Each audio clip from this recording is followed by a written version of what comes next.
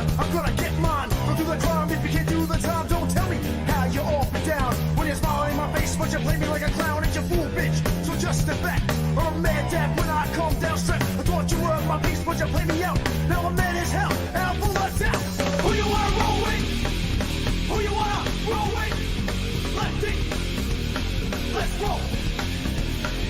Who you wanna roll with? Who you wanna roll with? Lefty, let's roll.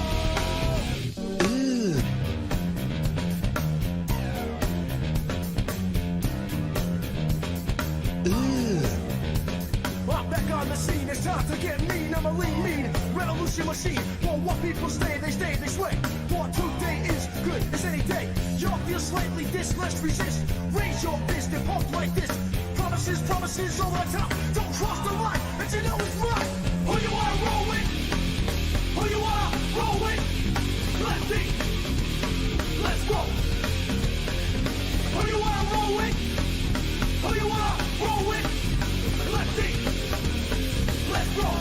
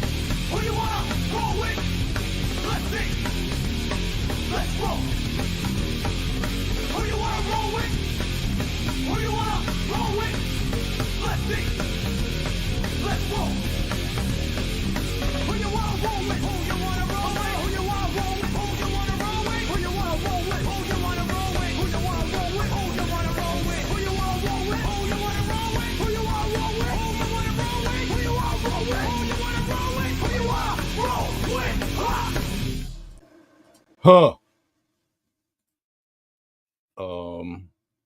Is that fan on?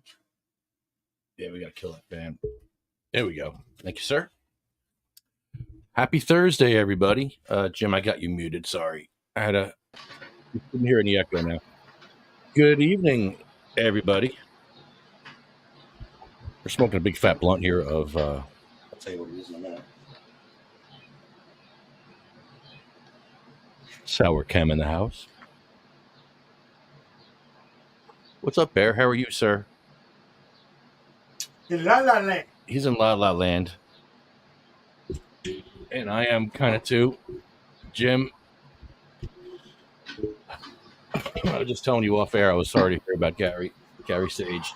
He was like your video guy for years. He had those amazing pictures of Cheryl, her message out there. He helped get her message out there. He made sure it got out there. Yeah, amazing. Pardon me. Yeah. But most importantly, he was the first advocate that I met in New Jersey other than Pete Christopher. And Pete did help in '93 with John Peace on a one-shot deal with us getting across the state, pushing that Cheryl wheelchair in '93. But between then and '99, I didn't know anybody in New Jersey. It was Cheryl and me. And, you know, that's a lot of years. I mean, think back what you were doing 6 years ago and, you know, well, by yourself. And when I met Gary in Philadelphia at a class action lawsuit, stands to reason I would meet him outside of New Jersey. But he was there to meet Cheryl and me. And he saw her listed in the class action lawsuit of almost 500 patients. suing to reopen the program or something. I even forget what it was about. It was just fun suing the federal government, being part of it. But he jumped right in. He heard I had a problem with Frank Pallone, and he's out helping me picket. And then was also at that time, I think, probably within 2 weeks of meeting him, give or take, Cheryl lost her daughter. It was like really traumatic. 22-year-old daughter to be killed in a car accident in Oklahoma. So, seriously, outside of family, Gary loved Cheryl more than anybody, hands down. Not even close. You know him. He's a sweet guy. I mean, big heart. And I don't know. It meant a lot to her too. She's like a brother she never had. So, quite a void. I mean, we weren't in touch. We weren't in touch every month even. We crossed paths on Facebook. We hadn't talked on the phone in a couple of years.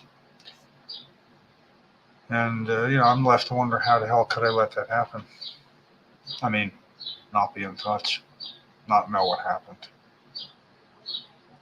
Yeah, I hate hearing about deaths on Facebook because I'm like, oh, like a month later, like I'll hear about it. I'm like, oh, I didn't even know. Like, what happened? And you got to follow the trail and you find out what happened. Well, I decided I need to reconnect, because had cause to think about him.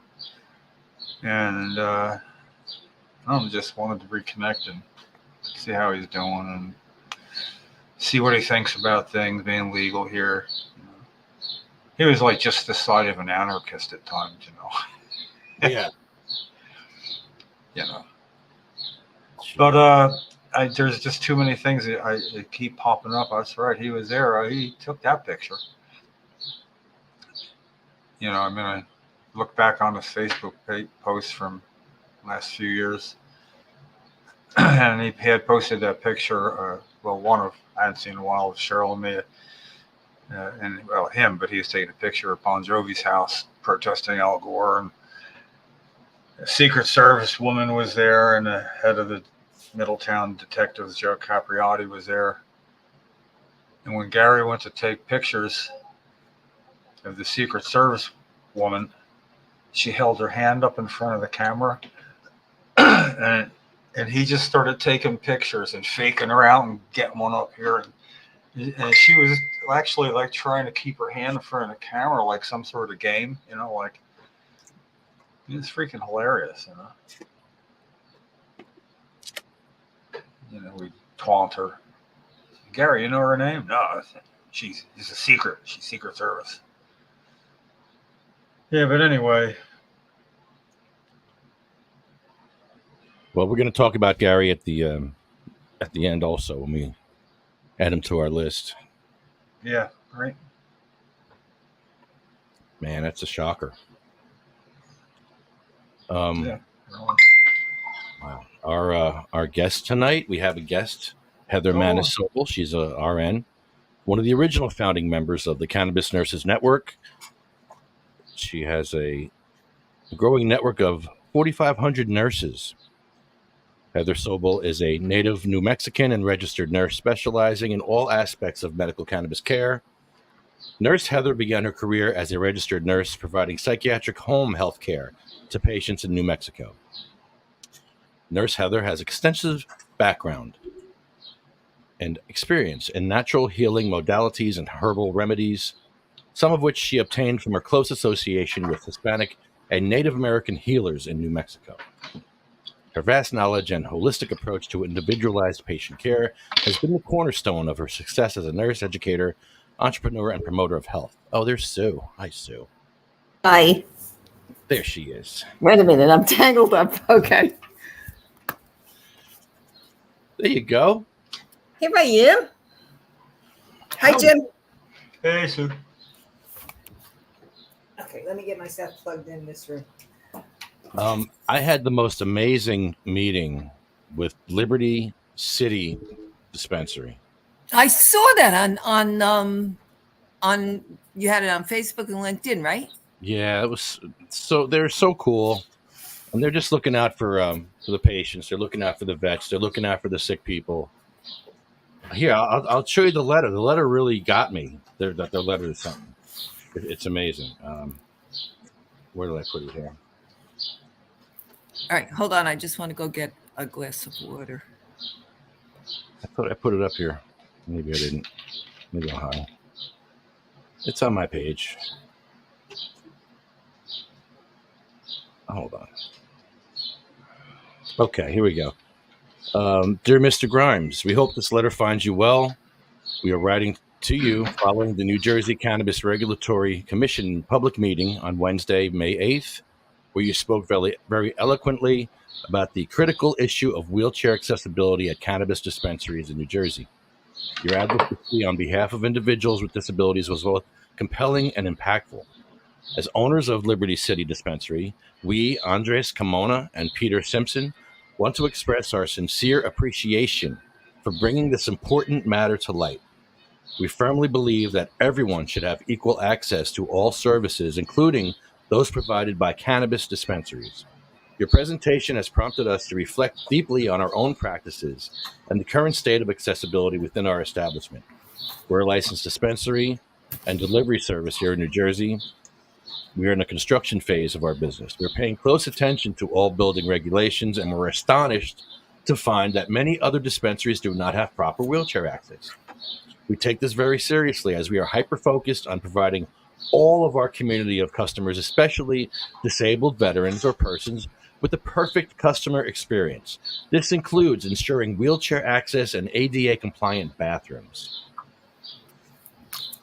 They want That was pretty cool that we sent all that out. Yeah, and so that's good energy. We want more dispensaries to reach out. And the best idea was from Chris Goldstein, which was not to take donations for ramps for this situation, but for them to pay it forward. The next dispensary that needs a ramp, get them a ramp. And that would actually create a lot of awareness for this and a lot of chatter, which is what we want. Good. I'll be at the CRC meeting on Monday, the 17th. I was invited to the meeting, so I'm going to speak. So I'm excited about that. What'd you say? You just blanked out. I'm speaking at the CRC meeting on Monday. Oh, okay. I was invited to speak. So can we see you speak? I think so. If they don't show it, no, it's on Zoom. It is? Yeah, and I'm going to thank them for doing Zoom, and I hope that they continue to do Zoom for people that are disabled that can't make these meetings. Are you going to have 5 to 6 minutes for them? Because I hear that's what people speaking will have. Okay. Not 2 or 3, so make sure you have a little backup in case you're using wasting time, you know. Jim, I've been talking to them for years about this stuff. I have issues about the greenhouses having wheelchair access. You know, let's start there. The greenhouses where you have a worker who gets hurt, or a worker who has progressive MS or loses a limb or something. You never know. Or you want to hire a worker who's in a wheelchair because, you know, they can certainly do the work. Some of it as easy as anybody. That'd go a long way too.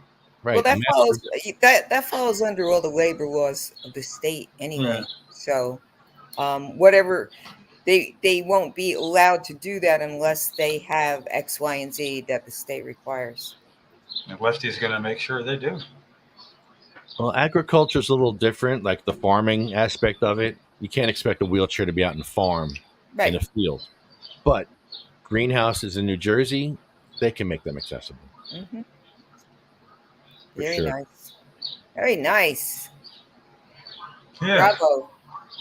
Yeah, I was so happy to get that. It really warmed my heart, and it gave me hope for this industry because I'm starting to lose hope when I see all the greed and all the just the how the patients have fallen off the radar. I'm just seeing that letter really just gives me hope that more dispensaries will be like that. Yeah, I thought that was really, really nice. That was really cool. Did they didn't they say something in that letter about you were keeping you abreast of what they're doing, and maybe you could suggest things and you Mhm. tour the facility or am I imagining that? No, It- I saw that too. It says, we would Good. greatly appreciate your assistance during the construction phase of our dispensary to optimize our customer experience. Your insights and expertise would be invaluable in guiding our efforts to ensure that our facility is fully ready to serve our disabled customers equally. We'd like to invite you to meet with us at our location in Matawan to show you our dispensary and get your feedback on what we need to do to make sure all of our facility meets the accessibility standards. Your input would help us immensely in making certain that we pay attention to every detail to serve our customers better. Please let us know a convenient time. We look forward to the opportunity to meet you. And So you would be acting as a consultant.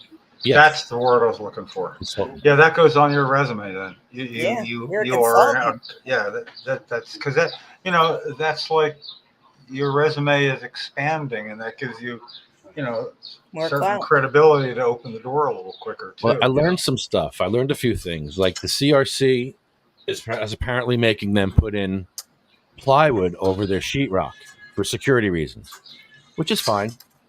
And security reasons and what respect? You can't get through it as easy or something. yeah, I guess that's why.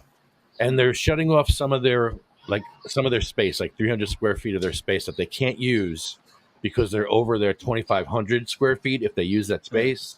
So they can't use that space. Like all these little details, but wheelchair access isn't one of them. And I'm shocked because what happened is the town is making this dispensary open in the back. So all the stores are open in the front, but they can't have their entrance in the front. Their entrance has to be in the back. Okay. That's their wheelchair access. And there's no wheelchair access in the back. There's a big curb, and it's just a mess back there. So they have to put their own wheelchair access in the Yep. back. And that's why they contacted us, because they need to fix that. That's something they have to fix. If that's their main entrance, we got to fix it. Yeah, but I think that's really cool that they contacted you, It's amazing. 'Cause you got all these other ones that, they just do what they want. And a lot of them do have a backdoor entrance, but they're, like you said, there's no access. Right. Oh, there's Heather. There's Heather. How are you? I'm wonderful. Hi, Jim. Hi, Sue. Hi, Hey. gang's all here. Gang's Yes. all here. That's what I say. Mm. So where are you now? I mean, sorry, Heather, where are you now? I'm in San Diego, La Jolla, Oh, okay. California. Cool. Is that where you You live all now? are from the East Coast? Is that what I hear? Yes. Jersey. Jersey. Joyzy. Joyzy, get it right, Nurse Heather. Forget about it. Heather's pretty. She's pretty hip to Jersey now. Yeah. I'm a fan. I'd I love just to- need to come visit. That's Yes, real. you do. You so do. lot to do here in Jersey, but there's also a lot of suffering here in New Jersey. We could probably use you to help others here in Jersey, because you're a nurse and we need some help here, because we have people suffering. We have no wheelchair access to a lot of places here, which really bugs me. We're just talking about wheelchair access to dispensaries and how a dispensary reached out for us to help them with wheelchair access. They didn't realize it was a thing, and they're grandfathered in. A lot of these older buildings are grandfathered in so they could do what they want, and it's not right. And we're trying to create awareness for these issues that it just demands compassion. If you have compassion, we'll get this done. Well, and it's the law, from what I understand. I mean, I know when we were opening up, we actually opened the third dispensary in Arizona, and we would have probably been the first, except we didn't have. It was like we didn't have a bathroom that was large enough, or whatever it was. There was something about our bathroom that wasn't disability accessible, and so they held us up in getting our license. And good thing that they did. That was something that needed to be done. And so it was funny when we opened that dispensary. I remember what it was. We didn't actually have a bathroom, because it was we opened a dispensary in a Shell gas station. So it was actually an old Quiznos store inside the gas station. And so it was funny because people would say, "Oh yeah, that's the grass and gas dispensary over there." But Yes. anyway, in their minds, I guess when they were building it out, they assumed that they would be able to use the access from the gas station. And the board, the Cannabis Commission came back and said, nope, you have to have your own bathroom, get it in there for your patients. So we made that happen. So I'm sorry to hear that there's not access there. They need to get with the program. We're working on them. Yeah, Lefty's really been out there. He's becoming infamous. Infamous. I will protest your dispensary. I will protest you if you don't have one and you give us a hard time for donate. Hey, we're going to protest you, but hopefully we won't have to get to that point, and we can do this the nice way and just get it fixed, get it done. Am I The right? last Lefty? man will be visiting. When you talk to the Cannabis Regulatory Commission on what day is there, are you testifying there coming up Monday? Is it? Yes, I'm going to testify about a lot of things. I'm going to mention home grow as well too. But the point is that they did everything you would think somebody could think of when allowing dispensaries to open, and it was like the size lettering, the color lettering, and your signs. It was like everything you could imagine. But they didn't think to say, listen, even if you're grandfathered in past the American Disabilities Act, you can't have a dispensary there. Whether or not you're grandfathered in, you'll have to get a different building for your dispensary. But they didn't think to do that. So then we have, like a dispensary that, well, it's grandfathered in, so they don't need to do that. So Lefty gets to actually have been invited to talk about that. And I trust, Lefty, that you will be saying maybe for future licenses, you change your rules and say in the beginning that you will need to be ADA up to code. Why can't it be retroactive? Oh, well, don't ever ask why it can't be, because you're assuming it can't be. Let's make it retroactive. How about that? Yeah, never say can't. Why isn't it? Not why And subsidize it with all that tax money they're making. Subsidize it. Subsidize those ramps, and get that access for our disabled vets. Yeah, there's no excuse. No excuse. People go about this how they go about it. Lefty's not, I can't be the only one in the country that's really trying to do what they can, but Lefty seems to find ways you wouldn't think others might find to show where you might need a ramp here and there, like in a police station, bringing your own ramp and going through. I mean, a really big ramp, hard to get in place, and just setting it all up to get inside, because you say you want people to turn their drugs in here, but it's not accessible.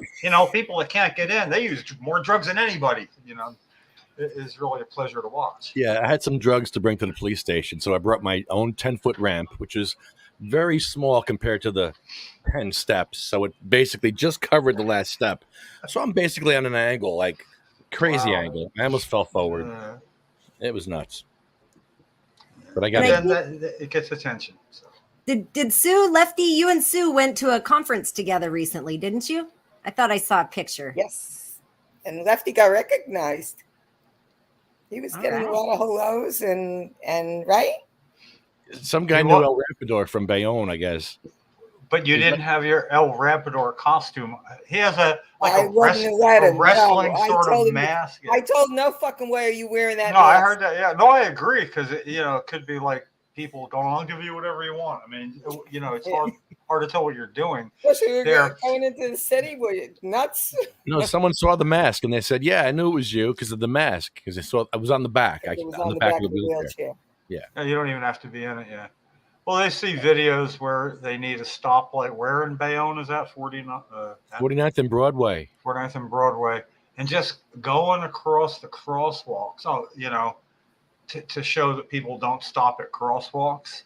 And then police to come and find people doing that. And, we got your back, Lefty. It's really an amazing collaboration in that respect, Yeah, I filmed them, and then I call out their license plate, I hold my phone out aggressively and I film them, and then they know I'm filming them because I'm yelling out their license plate. So it's pretty crazy. And then he runs it live, on whatever, Facebook. Do you run it Usually- live on LinkedIn too? No, usually Facebook though. Okay, It's always live. It's always live. So anytime we want to watch Lefty doing his rounds, there he is. It's more of a swinging square, around but Yeah. It's like NASCAR. You just go in in the the circle. wheelchair with that fucking mask on. The mask works. It really works. Oh my God, that mask. It's funny. I went to the police station the other day to get With my the police mask? report, and I didn't have my mask on. And I saw the sergeant who gave me the sidewalk psych exam. He was sitting in there, but he asked me a question. He's like, "Are you here for the scratches?" I said, "No, I'm here for something else." So he didn't recognize me, which is so funny because he gave me a psych. Tell Heather what the sidewalk psych exam was. The cops came. There's one cop that doesn't like what I'm doing, I guess, and he doesn't like that I'm going around in a circle, which I have a right to do. I have a First Amendment right, and I have a right to that's the Probably crosswalk. some other rights.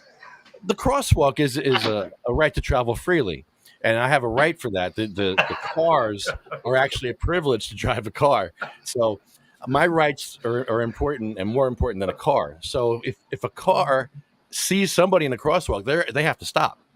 When the cops do sting operations, the cops will put two 10-toes in there, and then they'll give you a ticket for not stopping. So I don't want to hear anything from the police about jumping in front of cars, because they do it all the time for their sting operations, and they remove the sign when they do their sting operations. It really bugs me, because why would you remove the sign when you're trying to create awareness? You should be doing the opposite of what you're doing. Leave the sign alone. But they take the sign away when they do these sting operations, and I don't like that. Not in Bayonne, in Mattawan they did that though. I don't like that.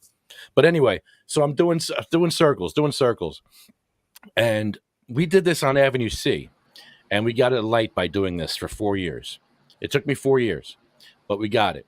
So now I'm on Broadway doing this. I'm just doing circles, and this cop comes and he's like, "We're gonna check to see how sane you are," or something. I forget what he said to me, and I'm like, "You're violating your oath to the Constitution." But it was crazy. It was a great. I'll play it later. I'll find it and I'll play it later. And they brought a lady out there with the sheriff, who almost ran me over in the crosswalk. By the way, they didn't stop me. You can see it on video. It's hilarious. So they didn't stop me. They almost killed Pretty me. funny So- story. Yeah. So then the lady gets out and she's, interviewing me. First, the sergeant gets out, the sheriff, and he starts like, "Hey, you a wrestler? Are you?" And I'm like, "No. Who are you? Do I know you? Am I being detained?" Yes. He's like, "Oh, yeah, you're being detained." I'm like, "Well, I'm not answering the questions." So then the girl comes up to me, and she's like, "I just want to ask you a few questions." Now, I knew that she was not a cop; she was a social worker or a psychiatrist, and she could actually lock me up for 3 days if I didn't give the correct answers. So I had to give her the correct answers. That I'm just an activist. I'm not crazy. I'm not trying to hurt nobody or myself. This is a First Amendment thing. And she's like, gonna Baker you? she's Really? like, "Do you think people are following you?" And I put my phone on the cops. I'm like, "Yeah. I sure hope so. Besides Police these are guys following me. following me, yeah, no, we're good." And so they left after that, and I got the police reporter after that, and I'm let back into the community. It was actually in my doctor's. I get a thing for R. Johnson or somebody, because my stuff is all online. That my report went to my doctor, so this psych exam went to my doctor, and I saw it. I was like, "Wow." And they could have locked me up for 3 days if they wanted to, and that's what they were trying to do: lock me up for 3 days because You were crazy.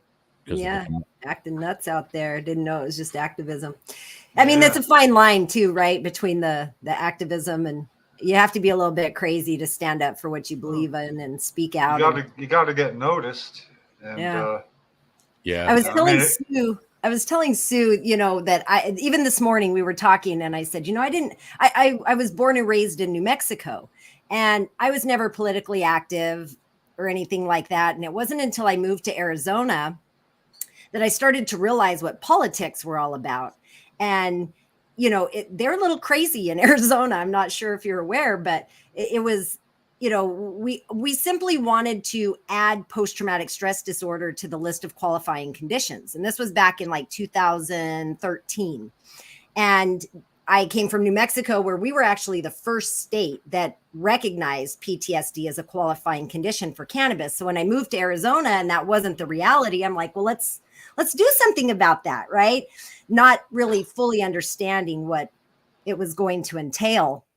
But yeah, I mean, it was, sometimes I think that craziness too can come right just out of sheer, ignorance is bliss or whatever. But when we finally started advocating for it, we realized it was a whole process of legalities. And we wound up having to sue the Arizona Department of Health Services. And we went to court for a 4-day evidentiary hearing to prove the safety and efficacy of cannabis for the symptoms related to PTSD. And we kicked their ass. I mean, we really did. And that was when you started to see a big sweep of a lot of states acknowledging and adding PTSD as a qualifying condition. So, I couldn't believe it when I went from one state to the other. But long story, I say all that to say this: had I known what it was going to take to actually make that happen, I'm not sure I would have had the guts to do it in the beginning. And so I love advocates and activists. I have a special place in my heart for that. Standing up, stepping out, speaking out, and being that person that drives change. So I honor you in that, Lefty. Keep it up. Thank you. I love that you sued them, Jim. I think we should sue the Senate or Scutari. We should sue someone. I think we should sue someone. That would get us a pay hearing. Attention when you do that. That's a great idea. We should sue somebody. Hi, Adam. I got a response from Cory Booker, and I don't even know what I sent him, but that's beside the point, because they didn't send me, like usually when you get an email, like that, you get your email along with it. Like you could see what was that. Anyway, I got this great big long email from Cory Booker before, and it was so fucking long I couldn't even read it. So I was trying to copy it because I figured, all right, I'll send it to I'll send it to Lefty, I'll send it to Heather, I'll send it to Jim, my friends. So I was unable to copy it. It wouldn't let me forward it, wouldn't let me do anything. That's how tight they had it. And so then I wanted to reply to it, and it was a no reply. Of course, it was a no reply, Cory Booker. So so I saved it. That's all. But I have no idea what I even said, It's just I guess I don't ever remember sending anything to Cory Booker. Ooh. Well, and you think too that if there's rules in place that they're gonna abide by those rules, or we're supposed to have access to our legislators, and it's just so interesting how they seem like, oh, I don't have time for you, or in the case of Arizona, they had a clear pathway to being able to add new conditions, and as we followed their pathway and their laws, we were it should have been clear, but they were resistant every step along the way. And so that's why it led to a lawsuit, because we were out of options because they wouldn't follow their own rules. So got to put the pressure on sometimes.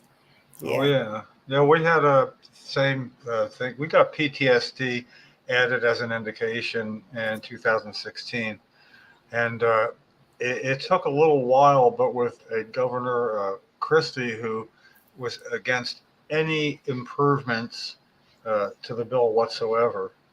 And I even got a nice 14-second video of me staking out right outside his office in the second term inaugural thing. And when he went by me, I told him, yeah, man, we're not done improving our law. It's like really fun throwing down like that in the beginning. But then what happened was, we simply got some very capable veterans together who wanted this to happen and made sure everybody understood this isn't a veterans issue. It's a post-traumatic stress issue that veterans experience more than your general population. But just think in terms of like rape victims and people just witnessing something incredibly horrible, and that there was enough, not just evidence, other states doing it. And So it finally got added as an indication. But I didn't particularly like that there was only 14 votes against it, and they were all Republican assemblymen. And I didn't like the idea that if they were the, okay, this won't hurt your career, we can't let it be unanimous. I mean, it was very, very easy to get past other than that.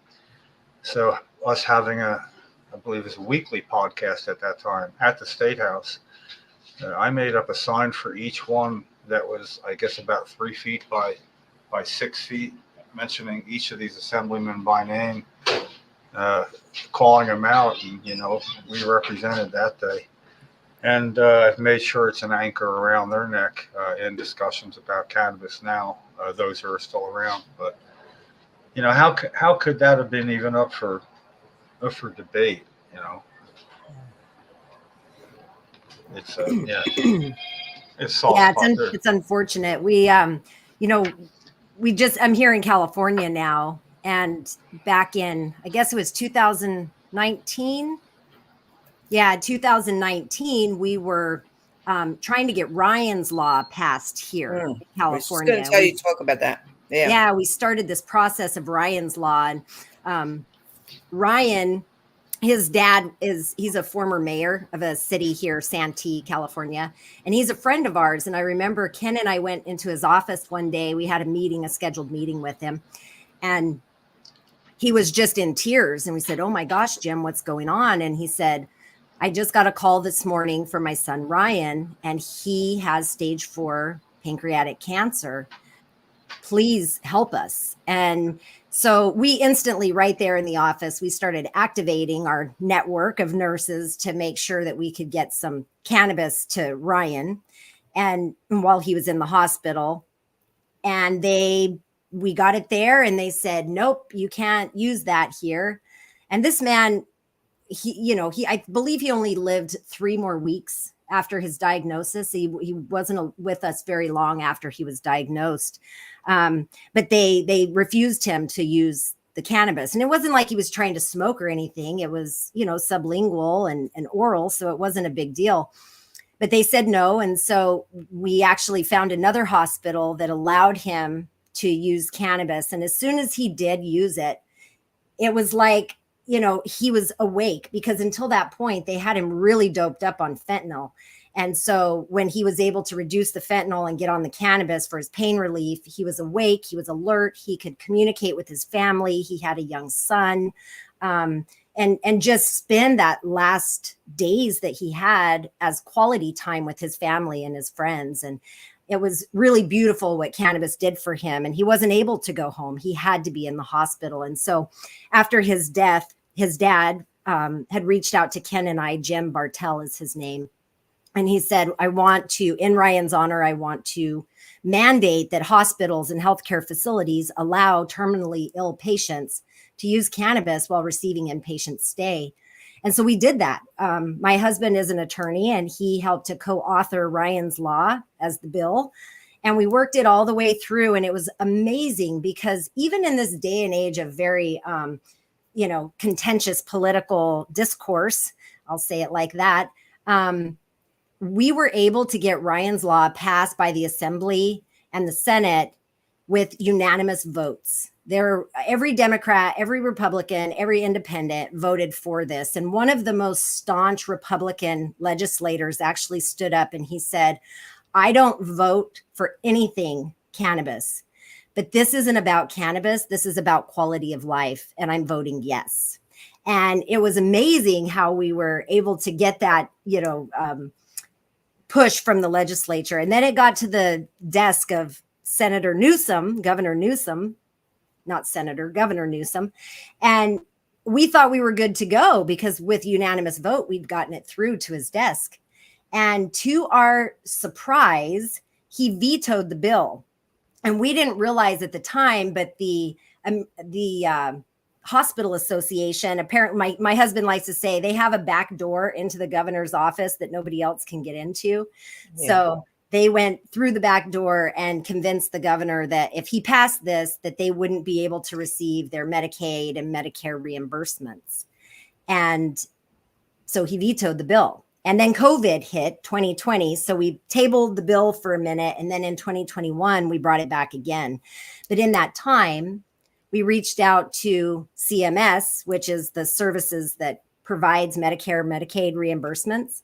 And we asked, have you, and will you withhold reimbursements for facilities that allow a patient to use cannabis? And they sent us back a message that said, we have not, nor do we have any intention to withhold payments due to policies related to cannabis use by patients. So we were able to take that and get it to Governor Newsom. Again, we were able to pass it, the new bill, got it to his desk. And in the fall of 2021, he signed the bill. And by January 1st of 2022, all patients in California, terminally ill patients, have the right to use cannabis while receiving inpatient stay. And so we're currently in this momentum right now of working in other states to try and make this law a reality that really holds hospitals' feet to the fire and allowing patients to utilize all options available to them. So,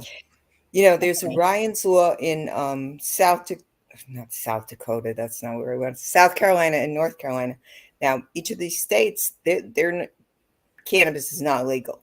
So what they have is they have the Ryan's Law Compassionate Care Act, and it just follows the compassionate care, as far as allowing the patients to bring in whatever their own medication. That's all it states, their own medications and whatever else, that they use to relieve their discomfort. So it's pretty interesting because to my way of thinking is, well, that's just so they don't have to rewrite it again, because they know 3 years, 4 years, 5 years, whenever it happens, it's going to happen, and they've got it in place. And I thought that was pretty interesting, because my goddaughter, she moved to North Carolina. She is a diabetic. She was born with one kidney. She's a type 1 diabetic, and she has gastroparesis. So, of course, while she was up here, she was, just using cannabis for her pain. Of course, not medicinal because she can't grow it. So she had to go pay for it on the street. So I just had to throw that in there, right? But we've been mailing her. We're doing mailings. But nobody would medicate her. Nobody. yeah. And it's pretty shitty because they do have a medicinal program in North Carolina, but she doesn't fall. Their qualifying conditions are worse than, they're that big, worse than Jersey. Yeah. Worse than Jersey. And it's interesting because, I just got back from Rochester, Minnesota, a conference in Rochester, Minnesota, which is like the home of Mayo Clinic, right? And when we were writing Ryan's Law, we actually found that the Mayo Clinic in in Minnesota had policies in place already. And so when they were writing the law, they used those policies already enacted at the Mayo Clinic when they were writing Ryan's Law with the mindset of it's already being utilized. Yeah. It's obviously something they can do. And so it's not like we're asking you to, move a mountain or anything, just implement these policies.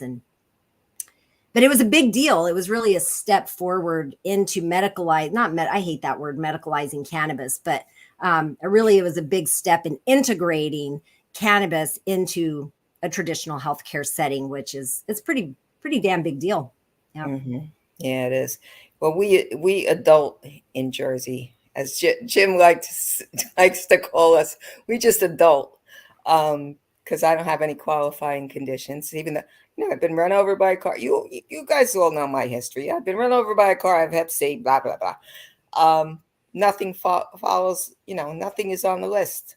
So when I moved from New York to Jersey and decided, maybe I just wanted to look. I didn't even really care. Once I found out I couldn't, I'd throw my plants away or whatever I did with them.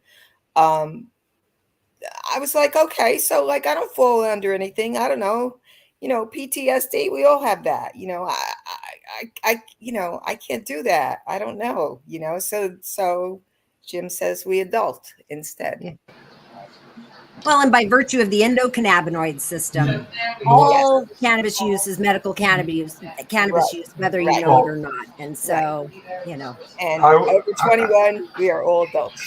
I was of that mind. But then I did have that catastrophic injury to both feet in 2012, which after 59 hospital days and very long nights or 4 stays over 4 months and a dozen operations. Yeah, I qualified, but I didn't get it right away only because technically my pain wasn't from the right source. You know what I mean? If it was because of certain diseases or things, but then basically people began to solely interpret intractable muscular spasticity as pain almost. I mean, basically that just started, and I took advantage of it. And there's also becoming referred a pain. registered patient. Yeah. Any injury can have referred pain. So, like, if they really, if we really want to dig deep, we could dig right into that. do you have chronic pain as a qualifying condition in Jersey? Or does it matter? What kind? What pain? Chronic? Oh yeah. Well, yeah. It is, but it comes in under a number It's of the things gazy. under the umbrella. I mean, Yeah. it could be, we'll call that spasticity, muscular spasticity, because your muscles spasm when you have pain. I don't know. They gave up on making it hard to get into the program some years ago. Good. And that being nice and all that, but it just seems still we're moving towards and should eventually be like, hey, let's do this novel thing. How about we let people in the medical field, clinicians, doctors, people, make decisions about that, and then let law enforcement and like DEA make decisions about law enforcement and for enforcement. But I thought it was going to be a law, or it's just contained in a law, that we're supposed to treat medical cannabis on par with all other prescription drugs when we're talking about laws and bills and things. You can't. Well, that's good for prescription drugs, but not cannabis. Yeah. So I'm certainly of the mind that home grow is the final frontier for me and my advocacy for patients. And I say regulate cannabis like broccoli. It's a vegetable, it's a herb, it's a plant. I would love to see the day when I could go to the grocery store and pick up some fresh cannabis leaves for my juicing along with my kale and whatever else I want to do. So yeah, well, that's kind of like we hear that more about tomatoes, like you can grow your own tomatoes, so why not, And, exactly. And I look up the definition of weed. It's an unwanted plant. It's unwanted, and it's like they didn't even get that definition right. This can't be. It can't. I want this weed. It's yeah. Somebody didn't want it. Unwanted. Yeah, but it's going through a process, and here we're just having trouble getting bills heard because the Senate president can hold up something like that and not explain why. And that's the shortest, covers all the bases story there. But I think what we're going to have to start to be doing is more putting the shoe on the other foot. We're the outlier state, and patients shouldn't have to make their case for clinically why they need something. They should say, you need to make the case why our outlier status should continue, and say, what is it that's happening in other states that you've been protecting us from all this time? What state and what's going on are we being protected from? And if there is nothing, really need I say more? It's just that simple. So, Jim, here in California, when they went adult use in 2016, they purposely defined cannabis not as a food and not as a drug, but as an agricultural commodity. And so right now, as we sit here, California cannabis is defined as an agricultural crop. So what does that have to do with the farm hemp bill? Does it cross into that? It doesn't. It's the hemp is they, you know how we love to put everything in different boxes. Hemp is a different animal under the farm bill, so it's different than the cannabis definition that they have here. And you know what? This is another like off the wall question I have, but like, who came up with this percentage of like how much THC should be in hemp? Yeah, who is that genius? I don't know. Does anybody know? That is just such an arbitrary number, like pull it out of the sky. And, 0.3. And can is that like even measurable? You know, like that's the other question, you know, thinking of, you know, when you're working in a lab and you're doing this kind of stuff, like, well, who's checking this? You know, come on. And the people writing the laws don't know what the heck they're even talking about. So in Colorado, because they were the first state, I guess, to really do hemp. Right. And their department, who was it? The director of the hemp program there, she came and spoke at our conference in 2022. And she was saying how that first crop of hemp that was grown, she had to come out there because they were all over 0.3%. And there were these fields and fields of hemp that was going to have to be destroyed. And she was just like, how did this 0.3 thing happen when in real life it might be 1%? I mean, that's not enough to get you stoned. But it's what naturally occurs in the plant. Yeah, and so there was all this unnatural thing that had to happen to try to bring that THC level down, instead of just acknowledging the hemp plant for what it is, and however much of its constituents that it you know, grows naturally. So yeah, we're weird as humans around plants. It's like, just I don't know. I want to see the homework when somebody says something like that. I mean, at least it was 0.3. I don't like when 0.03. It's not even 0.3. Well, see, that while that sounds like some sort of calculation, there should be some homework to back it up. Right. You know, I'm living with a retired fourth grade school teacher, you know, and even I've heard the phrase, you know. I see some homework on that. Of course, I've always got the homework, you know, on that. So, you know, at least see when New Jersey said they wanted to put a cap of 10% on the THC level in the original bill. And then it was THCA, and then we found out, oh, it doesn't really affect it. So whatever you say is fine. But when it first came out with 10%, I'm saying, you know, then I wish people had 7 fingers on each hand, because it'd be 14%. You know, I mean, anything, it's 10. It's not a calculation. It's an estimation. You know, it's, if code says for building a deck, you got to dig the hole 1 foot wide by 3 feet deep. No, that's not a calculation. The guy had a shorter foot. You have any idea how much less hole I had to dig as a deck builder? But the 0.03, that really needs some verification. You know, yeah, it's yeah, it's crazy. What's going on over there, Lefty? You're having a party. Yeah, he always does that in the background there. Yeah. He has his own little brouhaha going on. He tries to put a panel together that'll roll downhill nicely, and he just sort of see sits all back his and toys out enjoys there it. too. See We all pass Lefty's weed toys? to each other with cars. It's great. Those are Lefty's toys, and that's Bayonne, right? Yeah, we're in Bayonne. This is actually the intersection I'm working on right now to get the light. I took pictures. That's where he rides around, right there. And we created this diorama, I guess you'd call it. I don't know.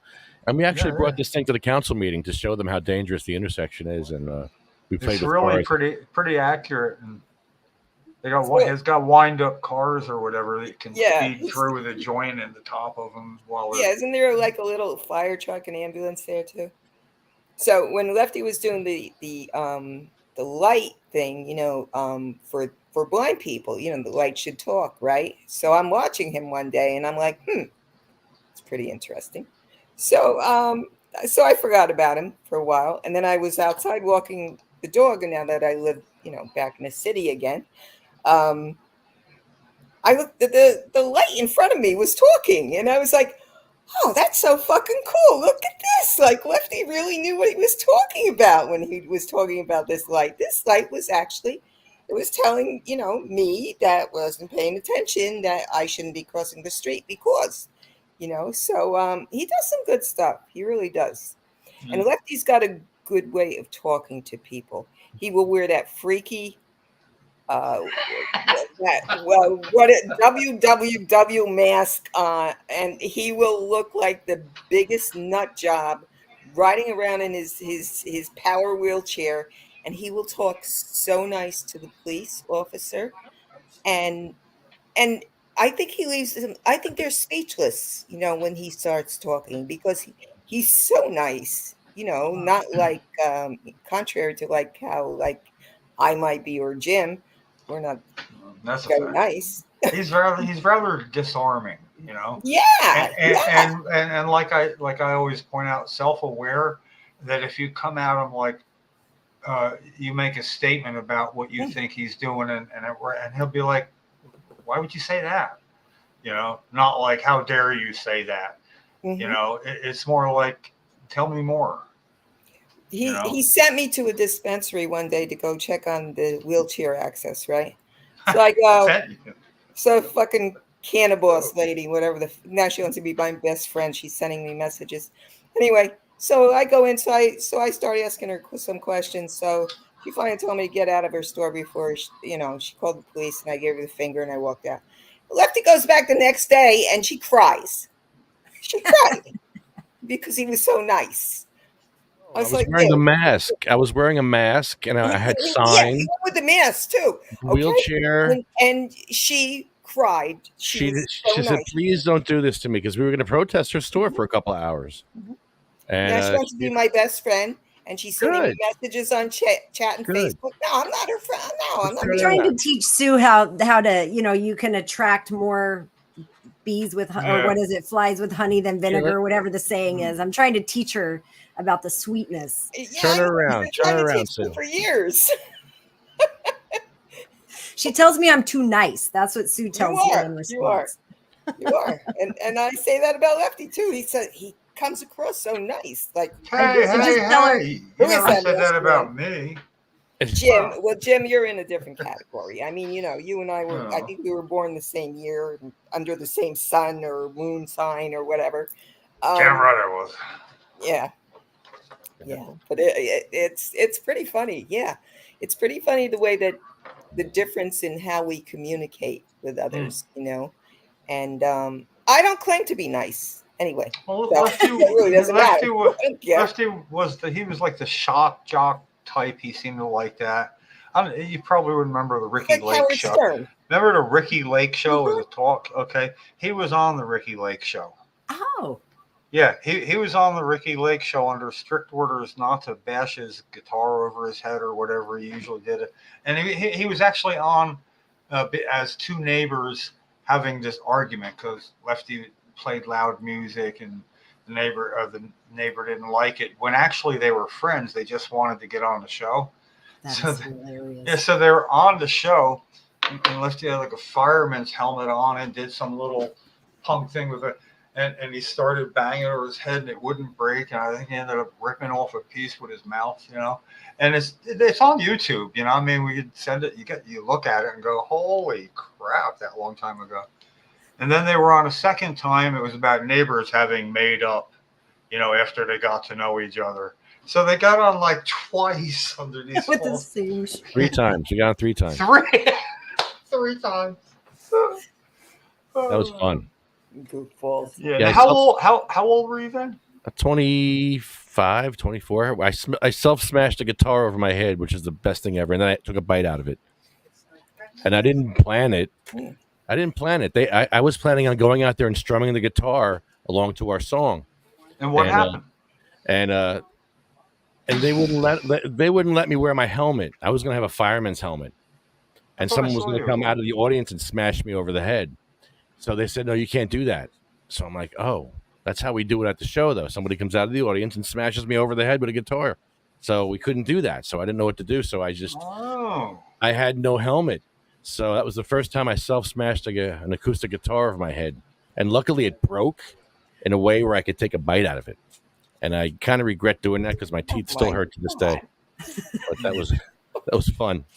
Well, now that you've rechanneled that kind of tenacity into more likely endeavors that are going to do some good somewhere, Yeah. you know, Yeah, better. It does explain stuff. And, you know, and, you know, Lefty and I, when we started the podcast 10 years ago, a weekly podcast, it's right at the State House in Trenton. And he was way more looking for the shock effect. And then as the ball started rolling, we needed less shock effect because things were being noticed. You know, the shock effect is open the door, look at this, and then you educate or do whatever it is you're going to do. But now we were getting in the door. And then the first time he made the major compromise, and I really wish I had the picture of it. He was going to a council meeting, and he went with the, okay, I'll wear a tie and a jacket like wider, or a hat like this. And he went walking on in with a tie, looking good though. You know, I thought, okay, the art of compromise. You want to still be a little more unique than a suit and tie or a jacket and tie.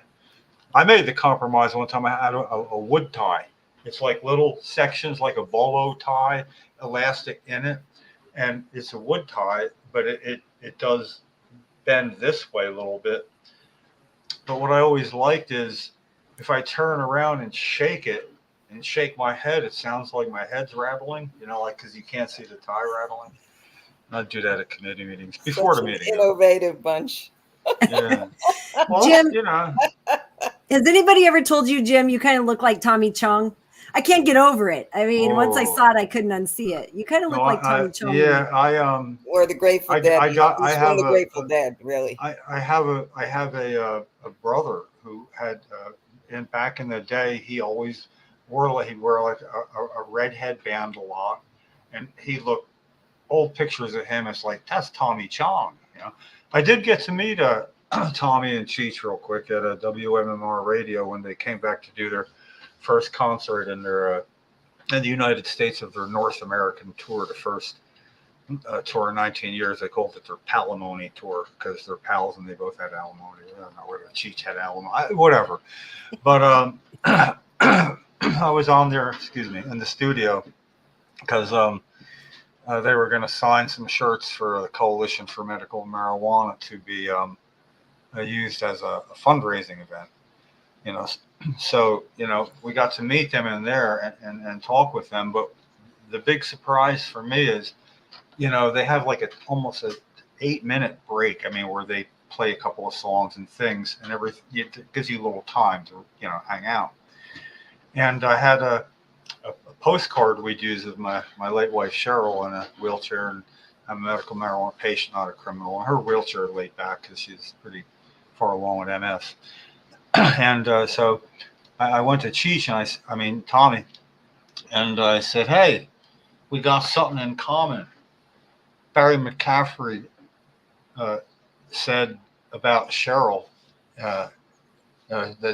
because we were in Washington for a press conference, and then Tucker Carlson and James Carlin, they had this whole thing going afterwards, and Barry McCaffrey said, and Cheryl's the only patient there, why roll out patients to make a point? If you got a point to make, why don't you just make it, or something like that, you know?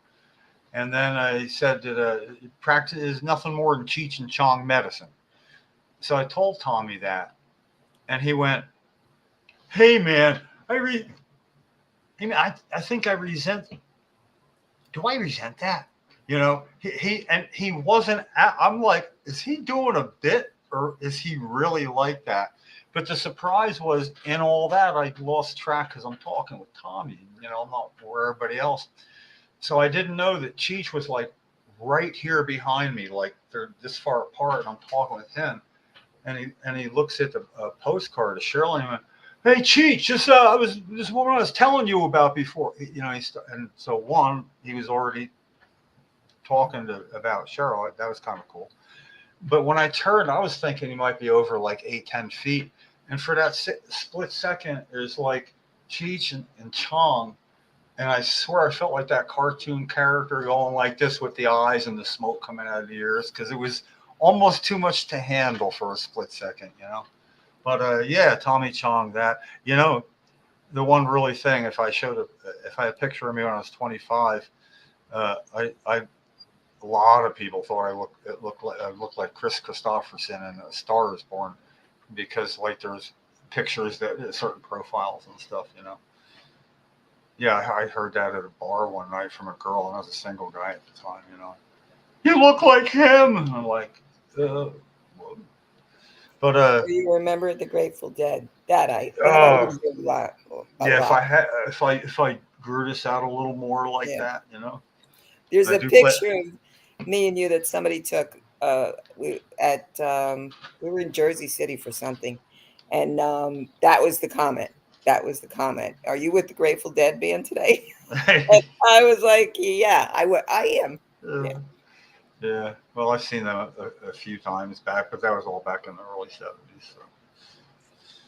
Back in the day. Back in the day. So Heather, want to tell them, tell the guys what we're like, where we're venturing into right now in the network. They would be interested in the whole metaphysical thing. Yes, we would. What? Okay. Yeah. So there's a nurse theorist that she's in her 80s now, but she came up with this. It's called the Watson's Caring Science. And she just published this book called Metaphysical Watson Unitary Caring Science, A Cosmology of Love. And so we're doing what we call a Nursing Theories series, where we meet together once a month, and each month we'll be discussing another chapter of the book. And so it's kind of like a book club, but it's sort of like being able to share your insights on what's coming up for you. And it's just beautiful. We had our first session today, and I thought it went really well. We had a really good turnout, and nurses are feeling it. And it's this mind shift that's really happening, where we're stepping more into the fact that nurses are called to be nurses because we care. We have big hearts. We have very deep intuition. We are healers at our core, and stepping away, kind of what Gene Watson is talking about, is stepping away from these skills and being able to document so much that we're plugging a lot of information into computers to tell us what to do next, and really bringing it back to what true caring is about, being in tune with the person that you're with and co-creating these moments that are meaningful in their life and helping them to heal, because that's what nurses do. We create that space for patients to, be able to, and all people to be able to feel the love that we hold in our hearts for them and our desire for them to be well. And so, yeah, it was really, it was beautiful today to hear nurses having this desire to get away from what medicine is today, which is a series of check boxes, skills assessment, and then, give you your pill and walk away. That's not what a lot of us came to nursing for. It was because we care about people, and we want to help people feel better, not just check the boxes and submit the documentation and give you the pill. So anyway, that was kind of my take of it. What would you say, Sue? The other cool part about it is that because we're crossing over into other known boundaries of the metaphysical world, of birth, of death. Do we ever really die? The whole paranormal experiences that nobody likes to call paranormal, but they are. Where you sit back and you say, did that really happen? Like an example would be like a couple months ago, I was in a sound dead sleep, and somebody shook me really hard, And when I turned, I mean, shook me hard awake. And when I turned, it was a man. And I can't tell you that I recognized him or that I, really knew who it was. Whoever it was, he went away that fast. But somebody woke me up, and that really did happen. I'm not, I could be a little crazy, but I'm not that crazy. But it's those kinds of things that take place, like when you see, when you go through death and dying, and you actually see, you see people, that are connected to each other. And when they say, it's okay to go, and, the patient dies, because it's time to go, because they're waiting to hear that, and I think I was telling Jim about this, and I think I told you this too. Like I lost somebody a long time ago, and he drowned, and I saw it happen. He was the love of my life, and for 10 years he came to me in dreams, and I would talk to him every single night until one night I told him he couldn't come anymore, that he had to stop, he had to let go and leave me be, let me be. And he did. But I sense when he's around, and these are the things that all of us experience, and so now it's crossed into where we have this nursing guru, Jean Watson, who is out there saying this shit happens, I mean, she's That's good. saying this shit happens, but she's saying this happens, the questions that we ask, was that real, it also takes you into like the whole mental health aspect when you hear, patients talking about that they hear voices. Okay, well, are they crazy or do they hear voices? I mean, when we go back, we can go back into like biblical times or what have you, where we have saints in the Catholic Church that talk to animals. Saint Francis, he walked around naked in the street and spoke to animals, and that was and that was acceptable, where now if somebody did that, they'd be coming with the nice little white coat to put on you and take you away. And that's the disservice. It's a disservice. Where I come from, if you are being visited, if you are hearing voices, you immediately get to a mentor, and you're a healer. You are a connected person that needs to be in with a spiritual mentor, whether it's a medicine man or a shaman or whatever the case may be. And my daughter, my kids are Native American. My daughter's grandfather on her father's side was a well-known medicine man. And when she was about 4 or 5 years old, she started being visited at night, and it was disturbing to her. And so I clearly didn't take her to the psychiatrist and get her on antidepressants or sleep meds or any of that. We shared it with the family, like, this is what's going on. And she was the chosen from the lineage to carry on the work. And so she's been mentored since she was a young child in the ways of this healing, and being able to actually embrace her gifts, not be made to think that she was crazy or there was something wrong with her. It was actually, there was something right with her. She just needed to learn how to manage that, kind of like you said, Sue. It's like, you can't come anymore. She had to learn how to create those boundaries to allow in or to shut down. And so, yeah, I love when you stuff. talk about that stuff. I love whenever you tell those stories, because I wish we had more of them.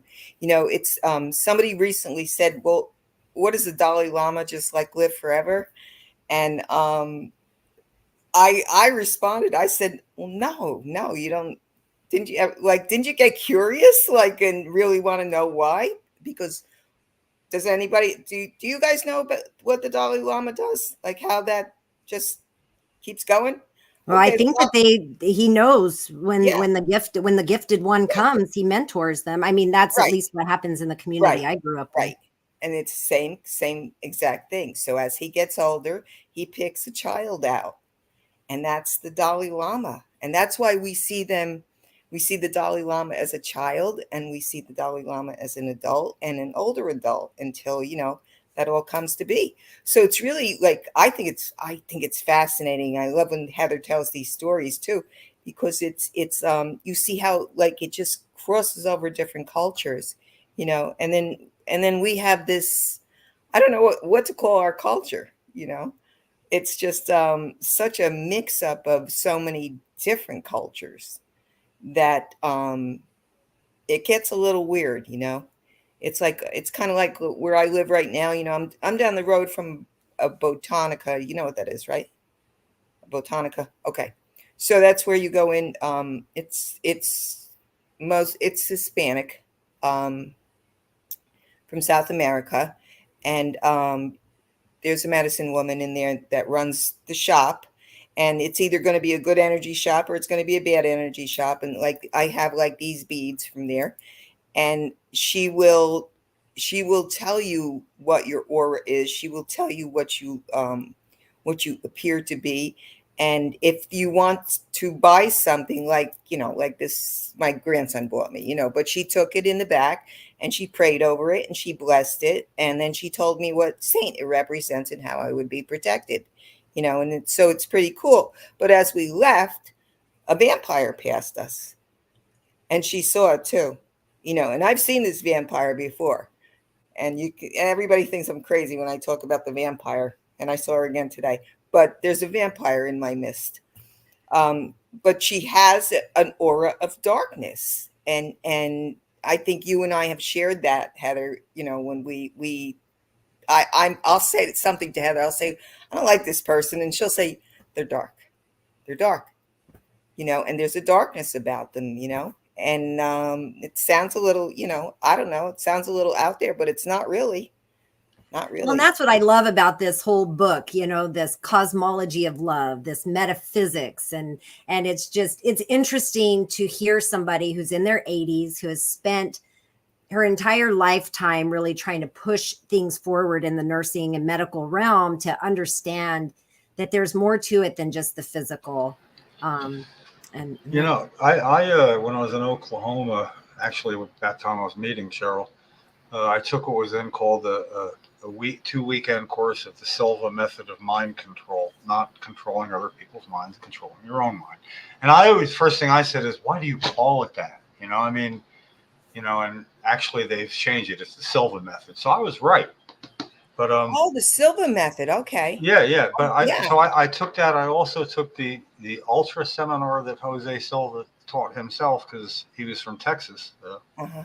Nuevo Laredo, or Laredo, across from Nuevo. And he was the most interesting man. And but the thing is, you learned real quick there's things you can't add up and see and feel. And they have what some would call a parlor trick to show it. And it really got me to open my mind before they got into some stuff that really was a game changer, especially with Cheryl, because it was a healing seminar in your energy, and it's going and it's stirring and you know, all this stuff. I could actually move Cheryl's leg like that when I was doing it. It would spasm. No, it was actually freaked out her healthcare worker one time, because I told her about it. When I did that, she looked like I was the devil or something. You're doing Reiki? No, Reiki? no. But so, but the thing that they showed you was they took a guy, actually, he's a friend of mine who was doing it as well. He's a big guy. He's about, you know, 220 pounds. And this was like a lot of, maybe 25 people. And they were from like your little old lady, well, I don't know what that would be really now, but to a really good cross section of people. So what happened is, you know, you put your arm out this way, and somebody comes up and tries to push down. The muscles that are pushing down are nowhere near as strong as the muscles that are holding it up. So even equal strength, you can't. You've got no real leverage pushing somebody's arm down. So the little old lady couldn't move the arm. And then the guy can't see what he's doing, but she would take like this, which is going to capture your energy and ball it up a little bit there. And the flow up your spine, the energy flow goes up your spine. So if you go down, it's like disrupting waters a little bit. You know, you do that. And she's doing it and following, like, you know, from about up here, about 2 inches away, down past the spine, coming around, so you don't disrupt it like on the. And she did about 5 times. And as the little old lady pressed his arm down, it went like that. And he went, holy crap. And then she goes, no, hold on. And then she went back up. And he can't see what she's doing, and it's heightened up again. And I thought, okay, I don't know what just happened. And then came the same guy, the heavier guy, sitting in a chair, and 4 volunteers who would do this. And one would place their fingers under this armpit, under that, and the other under the back of the knee, the upper, lower hamstring, like that, and try to lift them up. And of course, they couldn't. And then everybody rubs their hands, one, then the other, 8 of them over there, light as a feather, yada, yada, and then lifted them right up. Now, I've watched it happen. It was like seeing a UFO for me or something. It's sort of like, then they got down and, I could give in to that. And, it went on from there. And it was really good to help control my own life. I mean, just the fun stuff like setting my biological alarm clock and actually waking up the time I want to wake up. I mean, right on. Oh, then my sleep cycles are more compressed because that's what you expect. And then you're coming out on, I'm, on the alpha level and how I can get to that. And I don't know. It was amazing. But then what happens is things start going well, and then I don't keep it up as much as I could, and then life throws a curveball, you duck, and next thing you know, it's not as great as it used to be. But I still, if I just sit there, take a breath, and sit with good posture and get my flow going, I can feel it and all. But it's about healing in ways where you don't even touch the person, and that's hard to get behind. So I know it's kind of a parallel to what you're talking about in a way, There was this thing we used to do when I was in school, and we would, I was in grade school, that age, and we would have somebody lay on a bench, and there would be a group of us that would, surround the person, and we would all kneel, and we would put our fingers like this under the person, okay, and we would like have a mantra that went around, and we'd each say the same thing, and we'd keep saying it, and keep saying it until we were done. And somebody would be the lead person that would say, okay, we are finished. And we would lift the person with our fingers just like that. And that was so cool, Sounds familiar to me. Yeah. Light as a feather, stiff as a board. Light as a feather, stiff as a board. Yeah. Better and better. Sounds like witchery. We're talking about witchery here on Sativa Cross. But that's really good to hear, because like I think even somebody else said something. Oh, we used to have to get, and then you start hearing it and think, what else is there? And I don't know. It's good to know that there is something. It keeps my belief system and other things going, and I have my own belief system. Expanding our consciousness, and just having new awarenesses come to light. It's a beautiful thing. I am open to learning all about the mysteries of the universe. Mm-hmm. I want to meet an alien. I want to meet a real alien. I really do. I want somebody to sit down next to me and tell me what planet they're from and where, how they grew up. I do, because I'm sorry. Are we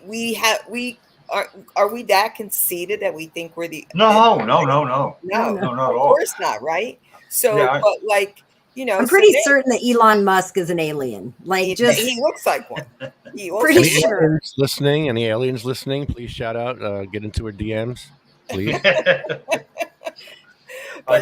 Really, like, wouldn't you love to just sit down and talk to someone that comes from somewhere else? Because I would believe them. I would first probably be a little skeptical. I don't know. Maybe not at all. But I would want to hear their story. I want to. I want to know where they're from. I wanna would- know what it, I would what's- love you to hear the story too, and I would listen to you tell it.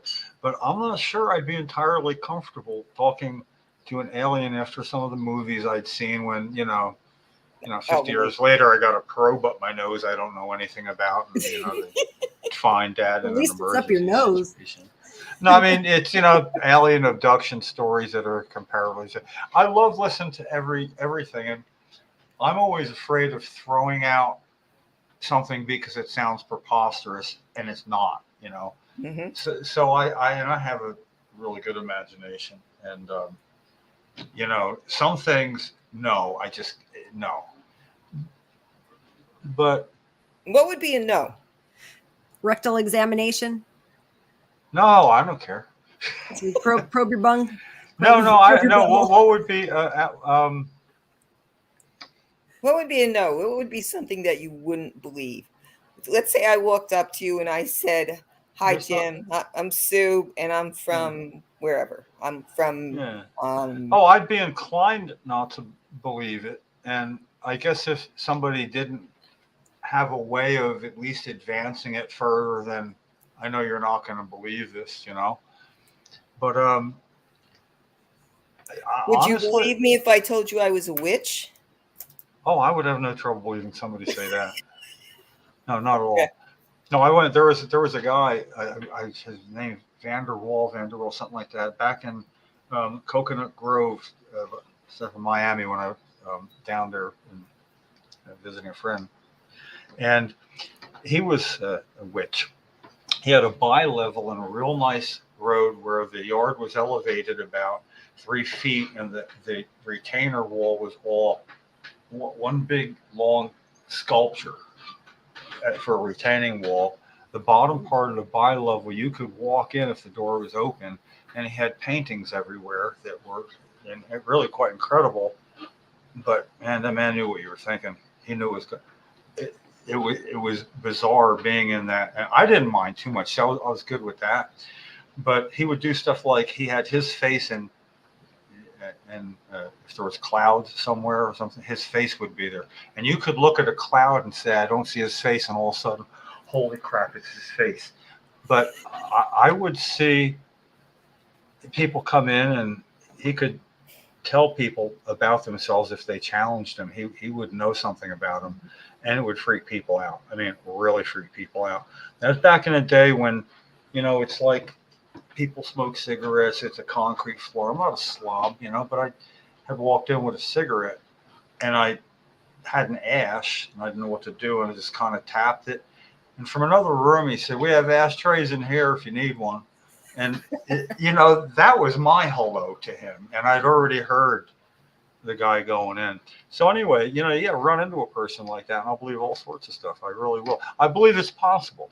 But I'm not going to go telling somebody about it as if it's true either. It's like my belief system. And,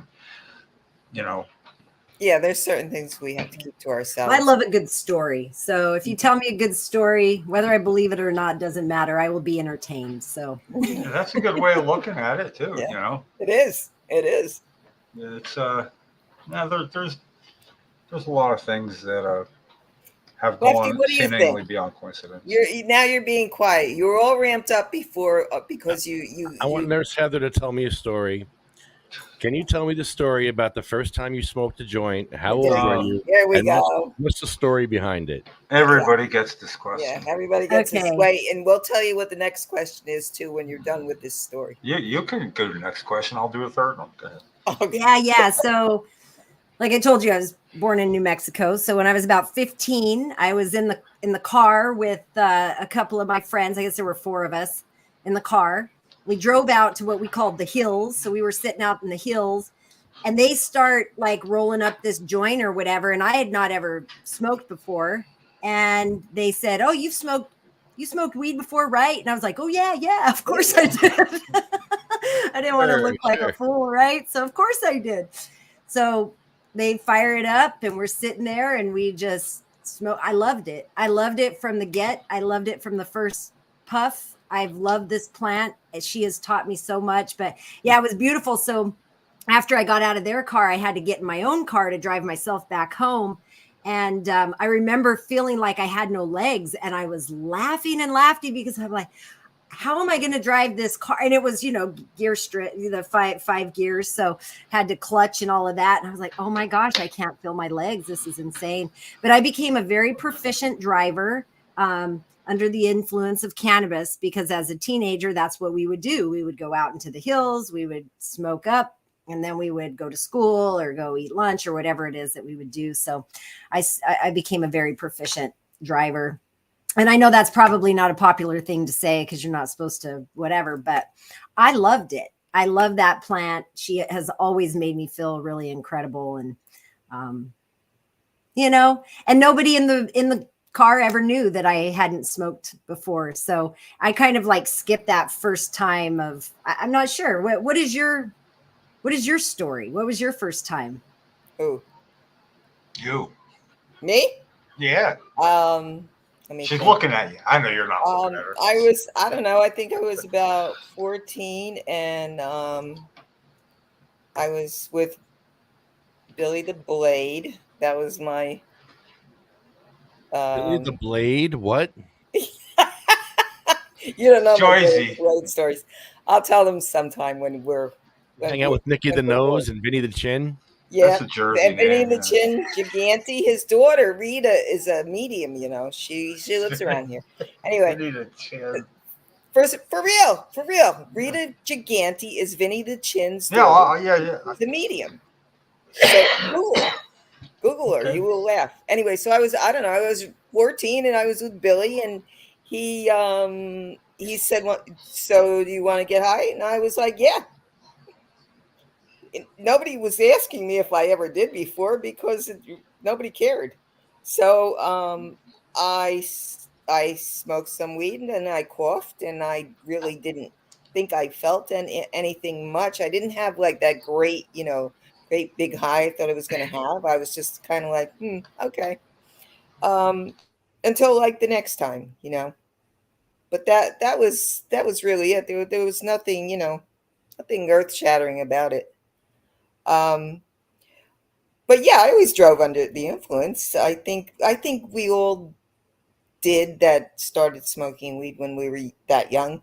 Yeah, because it was just like a rite of passage. Yeah, so you just did, we didn't think there was anything wrong with it anyway. So it wasn't like you were afraid of, with drinking and, all these dare things these kids had when they were growing up. We didn't have that. Aren't they trying to change the law here in New Jersey where you can't have more than a couple of nanograms of cannabis in your blood? Is that what I'm hearing? Is that New Jersey or is that national? That's Nashville. That's not Jersey.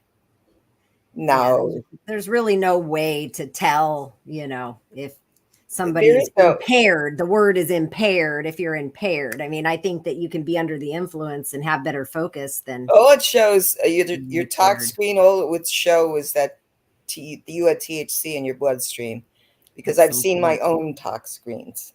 Okay, so I verify it by myself. Okay, I'm not doing any HIPAA violations here. It's me. Yeah, that's all it says. In Pennsylvania, zero tolerance. You have zero, anything over 0 nanograms, you're going to jail for DUI. Nanograms. I don't even know what a nanogram is. I wake up in the morning with 12 nanograms in my blood. So I don't know. How much do you go to sleep with? Take my license. I mean, I don't know what to say. Jim, weren't they talking about this in the other meeting about the proposed law? Is there a proposed law? Yeah. What is it? They're trying. Well, they're looking for a way to qualify and quantify a limit for Impairment. Yeah, and they're really not getting anywhere. Well, they can't necessarily because, fast. okay, everybody used to say that weed stayed in your system for a month. Okay, you could come up positive on a tox, but that's not necessarily true. So 3 days they give you now, but it's not measurable. So I don't know. Can you measure tobacco in somebody's system? I don't think so. You know, we're not talking. It's Well, you Well, can they measure wanna- if it's there, but not if you're impaired. I mean, that's Yeah. the thing we're talking about is impairment, the measurement of impairment. And boy, the researchers are really excited trying to look at that and trying to figure out a way to have a field sobriety test for it. Yeah, I don't think Yeah, that they're patent going to find that. one. They might make one up. Well, they No. want a roadside, a field sobriety test also. I mean, something, Oh, to but walk that, the line? but yeah, no, Can you walk that the would street? involve somebody that was an impairment recognition certified, whatever. Oh, another money making. Yeah, yeah, something like that. But then, you know, it just seems to me like they really should have, if you're too tired, feel a test, because somebody who's overly tired is going to be a way worse driver than somebody who's high. You know, Or angry, you know? Yeah. I'm more dangerous when I'm driving angry than when I'm driving you a little do. bit. so they should try to Yeah. like offend you and see if you get angry and get, you know, ah, she didn't get angry. But You know, they could run tired, stuff like that. tired You know? is really an issue because I mean, I think any one of us can, you know, relate to Well, that. I learned I've a little. been too tired to drive and driven and been a little scared, you know. I was prepared through most of my 20s to have, at least if I'm going to have an impairment test, I wanted to have like a trick or two. So I had the alphabet memorized backwards as well as forwards in case they went with the alphabet thing. I could zip through it and then go backwards, you know. And I could also take a cigarette, lit or unlit, and flip it around 1.5 times and catch it in my mouth 3 out of 4 times. So that's That was your risky. sobriety test. No, that was before doing it. I was going to do it. I wanted a couple, but they would ask you maybe the alphabet. They want to see if you know alpha. So they'll starting with E, so you can't get the LMNOP, you know, rhythm going. And you know, it like never happened. But you know what the trick question is, who's the president? The real president. Who's the president? I could just say that and get them a little scared. Like, I don't know what Yeah. that means, dude. Yeah, you just made me think. Who do about, you like, think's the president? That's the I wanna question. know. But you just made me think about like all the Yeah, years I I know. spent in Yeah. ERs. Okay, Well, doing neuro, yeah.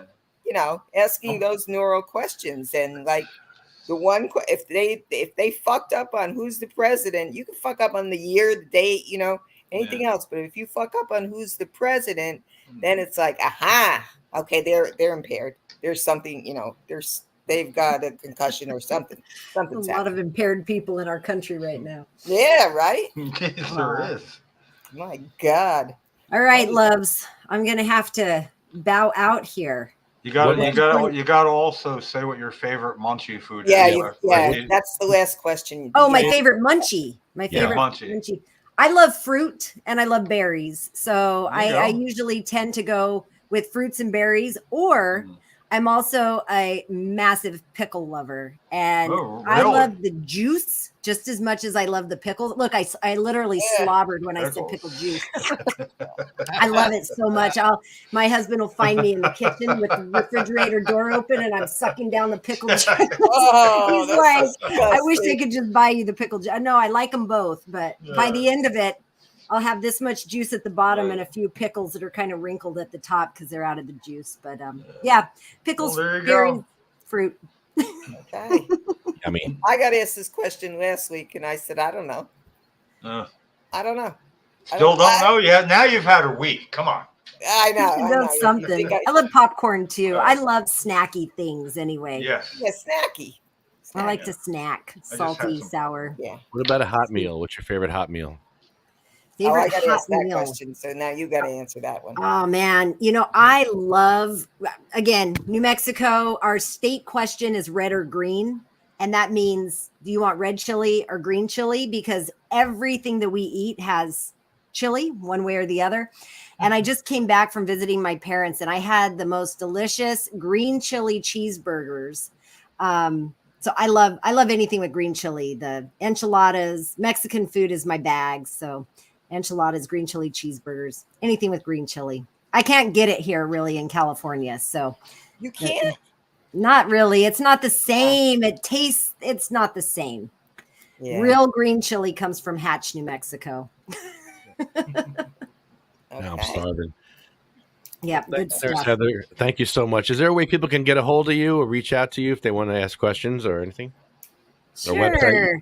I'm on all the socials as Heather You're on everything. Manus. I think it's Heather Sobel on Facebook, but anyway, I'm with the Cannabis Nurses Network. And so anybody that's a nurse or someone who's interested in knowing the information that nurses are acquiring can always find me within our network over there at cnnmembers.com. So, And and I I usually welcome post- people to reach out. And I'm usually posting her face all over the place. Anyway, Yeah, I'm happy to connect with people. I love to connect, and I want to thank you, Lefty and Jim and Sue, for having me on tonight. Thanks for coordinating this, Sue. It's been fun. thank you. It's been Thanks, Okay. Heather. Talk to you later. Thanks. Bye. Bye-bye. it's been good. Well, that was awesome. Okay. Absolutely. Very cool. I'm batting 1,000 now, right? Yeah, you I forget how many, but you definitely got a streak going of really good guests. You know? So I asked my son, because I told you my son is a grower out in Washington. So I asked him, and he said, I said, so do you want to be on this podcast? You know, I told him a little bit about it. You know what he said? Fuck no. No. I said, why not? He said, no. He said, what do you want to get me in trouble? So I don't know. I guess he's worried about his little life Yeah. out there. Well, Lefty So could wear a mask. I asked my grandson. He's 22. I said, "Would you like to come and speak as the youth? Because I'm trying to get different ideas for us, for our audiences. So to just to hear, he's and plus Rocco is like a long-haired hippie looking, kind of kid. And he's pretty cool too to talk to. So he said he would do it. So I don't know. I got to juggle. I got 2 other people out there in the metaverse that would like to come on. So Well, he's got Cannabis Patient Awareness Day coming up, so we want to talk to patients all over the country and see if they'll get Lefty, involved. I need a list of what states you expect to be represented, because I really want to start getting down with familiarizing myself as best I can with whatever states are going to be there. I want to have a background. You're going to have to go pee. I'm going to be talking to somebody. I want to know just what the hell's going on. And I have a question about that too. Okay, so is this just going to be like the states that have both recreational and adult cannabis use? No, it's every state that has Any kind of cannabis program? No, it doesn't matter. If Well, you don't have a program, we want to hear from you if you don't have a program. A medical program. I mean, it's Any a patient's awareness day. It's not a cannabis awareness day. That's 420. So Oil day is about patients, oil upside down 710.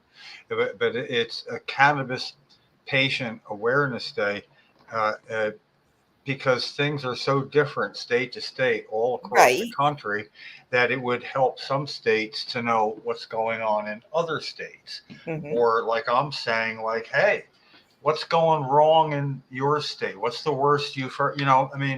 It's and it's sort of to be aware that for one day that cannabis patients have a hodgepodge of laws across the country. Some states are horrible, some are good. And hopefully that states that are coming on later could know a little bit about maybe what to try to avoid or what worked, or just be available. And ultimately, I would like it if people in their own states, which is what I'll be dealing with that day, could come up with somebody that's a legislator in their state that would make themselves available. One that helped get their, this case, home grow laws or any kind of law, somebody that was integral in getting that done as a legislator to be able to have their contact given to a legislator in a different state. Get in touch with me. I'm following. Yeah, so basically, then you could say to legislators in your own state, whoever, wherever you Talk to might so be, and so. that whatever problem you're having, you might know where to go to Mhm. say to your legislators, so and so would like you to get in touch with them. They can answer your questions. It's your colleague, your counterpart in Okay, another state. so correct me if I'm wrong. Now we know how many states don't have a medical program, Well, right? I don't know the numbers, but yeah, Or we know. Wait, we know there's how many states don't have a home grow. Okay, so Delaware has no home grow, right? right. Washington has no home grow, and Jersey, and then there's one more. Who else? Is it Pennsylvania? This I have to really relearn all this, and even that's been everything's been changing. Well, Um, 24 states, I think have both. that's I don't know. There's that's not hard to look up to get pretty No, I close. know, I know. That's a Google. Anyway, yeah. Um, I'm just curious about the states that have no home grow because it's such a small number, yeah. And I would like to hear from them. Well, why don't you guys have a home grow? Did anybody ask why? Yeah, I don't know. This is what they'll get to talk about. I mean, this is it's it's not really what you would call like an educational effort that would be worth being accredited anywhere. It's just sort of like to try to Yeah, establish, no, I know. yeah, the day and Yeah. all, but it's I don't really know what its strong suit's going to be till I get a little further into it in the next couple of weeks, culminating on the So 10th. do you have a contact person in every state? Lefty is I don't have anything. That's why I'm asking Lefty. I Lefty, want do you have yeah. a contact person in every state? I have about 25 states worth of contacts. Okay, so that's We need a to lot. work on it. We need to work on a fairly more firm schedule, and Mhm. then really break it down. It's if that's a lot to do, and however many hours you have, Yeah. something's gonna run long. There's gonna be something, there's not gonna be that really much time, and everybody should know that. Like Well, So don't forget this, though. Don't forget that we're going to be doing something at the Mad Hatter dispensary that night. So we're going to leave Trenton at 2 or 3, go up to Mad Hatter, and finish the day up there at the studio. finish the uh, seventh patient awareness day up there. Yes. So at it's what gonna time? How soon after? yeah. Probably I was around by 5 or so there's 6. gonna Because you're be going to a lose people. You're going to lose people. Well, well, Like yeah, if it's you, we'll be yeah. going all morning from 11 till 2, and then we're going to leave and then go up to the dispensary. Okay, so from 11 to 2 is what, 3 hours, right? That's not even Even enough. even You, 10 to 2. 10 10 to to 2. 2. Yeah. Okay, that's 4 hours. Okay, so you could probably get a good, I don't know, a good 10 people during 4 hours. No? Sure. That's kind of about it. And out of that 4 hours, first 8-10 minutes, the last 8-10 minutes, and then just things that happen. Yeah. It's just that I think if it was not us, if we were going to be taking part in somebody else's effort, I'd Hmm. be good with however it went out. And if it was 5 minutes worth of whatever, Yeah. I'd be wanting. It's more or less to support the initial effort to Mm-hmm. see what it can become. Hmm. And I mean, hell, it could end up being more like a freaking telethon where you got to almost say, okay, it's not so much about physically being at a state capital as it is, being available and working something out. I don't know, but just make it co-opting the day for patients because oil day oil, but that's patience. See, that's like medicine, oil. So you got 420 for adult, cannabis embodiment, and patient awareness day is July 10th. And it's Awareness Day of cannabis as it is. I mean, both 420, and they're. But So if July 10th is just going to be patients, how do we have a contact for patients in each state? Do you have that, Lefty? Yeah, I have some. We have Nebraska, we have California, we have Kansas, we have Kentucky, New York, Maine, Rhode Island, North Carolina, by Missouri, Florida, Missouri. I think we had Mississippi. Missouri. Yeah, Waxy, yeah, Missouri. That's right. Waxy Waxy. Davis. That's what I'm saying. I'm prompting him. So let's make the list up. We have to sit down, and make the No, list.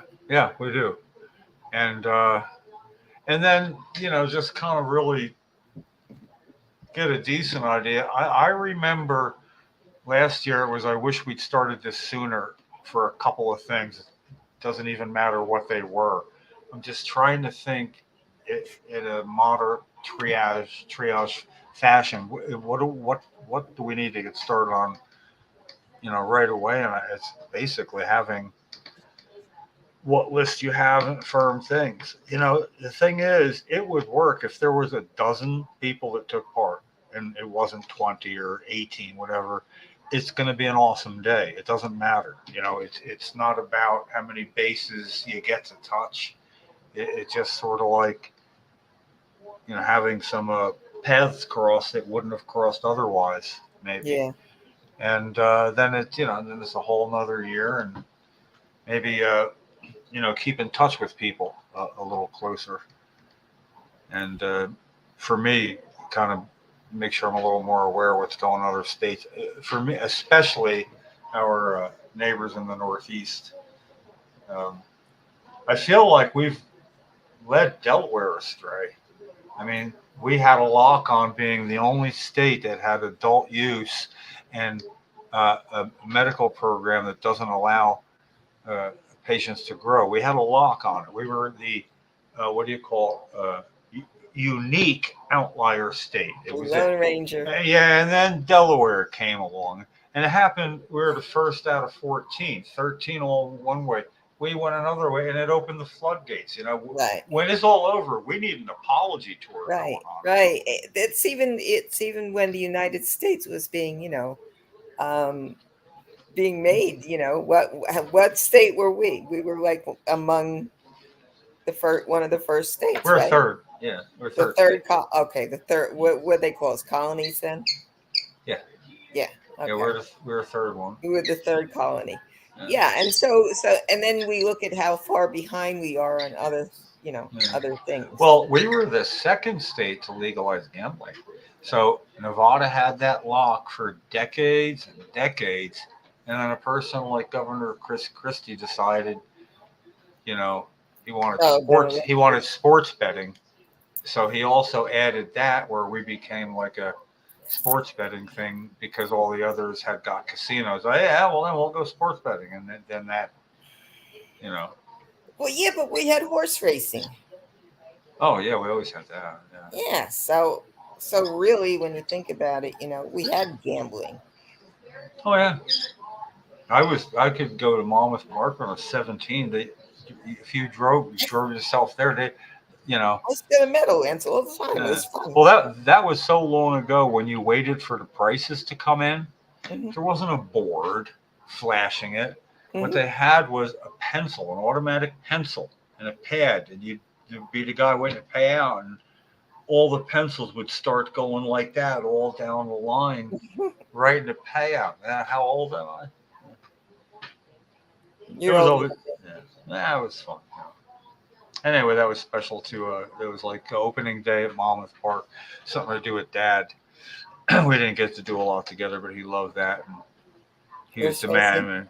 And he duped the guy $10, and he'd get us a good table, and and then he would lose. He's the most unlucky man ever. And then he wouldn't tell us who he's betting on because we'd want to bet on any other horse. And then towards the end, when he was doing oxygen and stuff, and he couldn't get his own tickets, and we went, then he'd have to tell us what he was betting, and we would make our bets till then and race off, and I swear we'd win, and he wouldn't. Then he'd say, I'm never coming here again, and we'd be back for next opening day. Oh my. Yeah. Yeah, that's when you could run money for the bookies, right? They gave you a paper bag and they gave you some money for you, and as long as you came back, it was all good. Yeah, I like that. It was a I good like job. horses. Yeah, I like horse racing. I always did. I always did. Did I ever tell you about when I worked in Kentucky, how they got me there? Because I ended up working in coal miners country. How do you get anybody to Kentucky? Okay, this is how they got me. All right. I went back to St. Barnabas to work in corporate for their labor management. All right. So I had to work with these law firms. So the one law firm that I worked with, they were really good, and they really liked me, and I really liked them. So they were coaxing me to come and work with them and be their nurse consultant. This is when they were putting all these big conglomerates together, like Rutgers, RWJ, like what we have now. So the lead lawyer talks to me and he says to me, well, would you consider going to Kentucky? So I said, well, I don't know. I've never been to Kentucky. So they flew me into Kentucky, into Lexington. That's beautiful. I flew right over those beautiful horses. Okay. Lexington is a nice city. So I was there for 2 days because I had to meet with the corporate people it was called Appalachian Regional Healthcare System. And Lexington is a nice city. That's the first place I ever ate shrimp and grits. So I was sold on like, wow, this is pretty. I could hang out here. This is no problem. I even saw the real whipping post. I thought for like until that time that the whipping post was a song by the Allman Brothers. I never knew there was a real whipping post until I saw it in Lexington. I was like, holy shit, that's for real, you know? So anyway, so I was like, yeah, okay, I can do this. I'll get my team together. And so I flew back, and then when I flew back again, to start the job we had to do, they told me I had to go to the satellite hospital, the big satellite hospital, which was in a place called Hazard, Kentucky, which was right next to Harlan, Kentucky. You know how scary it was getting out of my car? And I don't scare that easy. Okay. I got out of my car and I was with this big guy that I worked with, Keith. He was an Italian guy from Staten Island. And we both got out of the car at the same time and we got surrounded. These people just surrounded us, these rednecks or hillbillies. That's what they are.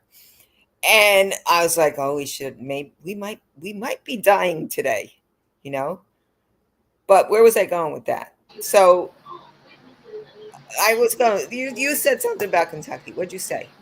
I said, how would anybody get somebody to Kentucky? Because it's not anybody's destination. Okay, so so how do you have a contact in Kentucky? Who is it? From where? Oh, I don't know. Lefty, where'd he go? He's gone. There he is. He was under the table. What are you doing under there? Lefty's had some good. Eddie Smith was from Kentucky originally. Lee. Lefty, who do you have from Kentucky? Lee. Lee who? I met him a couple of years ago at the expo. He, I forget what part of Kentucky he's from, but yeah, he's in Kentucky. You met him a couple of years ago at the expo. What expo? The Cannabis Expo. The one we went to? Yeah. In Edison. That wasn't the same one. But that's okay. No. That's the one that, what's his face puts out? Gary George, I think his name is. Yeah, Lee Thompson is his name. Lee Thompson. Lee Thompson? Yeah. So where does he live in Kentucky? I don't know if he lives under those hollers. He was the development director at Kentucky Normal. Yeah. He's from Bowling Green. Oh, no, I'm sorry. Woodburn. Woodburn. I never heard of it. Not that I would really ever hear of any place. Yeah. My brother Rick went and lived and built an A-frame house in Kentucky because the girl that he was with was from Kentucky, and they could get the land pretty much free. Yeah. But he said they smoked a lot of pot where this Yeah. part of Kentucky was, Yeah. and they we drank do. and they drank a lot. Yeah. Bourbon. And his house, he was part of the Over the Hill gang, and the Over the Hill gang that's where your sewage went. There's a line, and it just went over the edge of the hill. That's disgusting. I mean, it is, yeah. You know.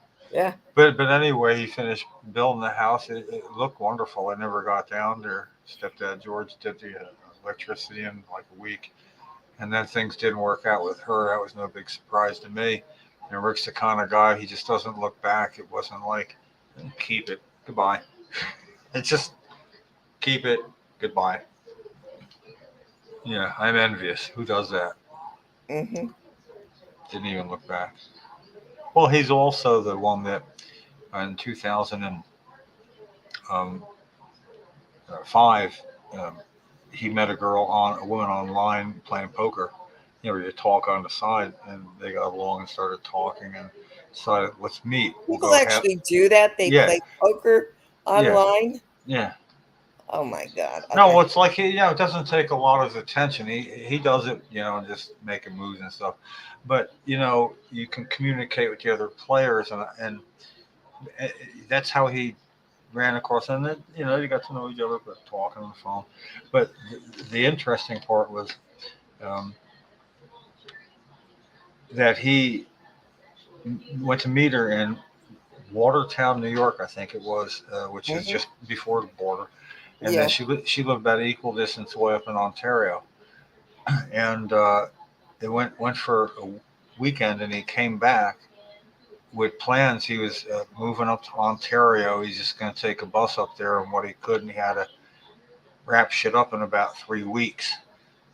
So then 3 weeks later, he was on a bus that took like a whole lot of hours to get to where she was in Englehart, Ontario, which is 1,500 people and one traffic light in the entire town. So he went and moved up there, and they got married. And he stayed there?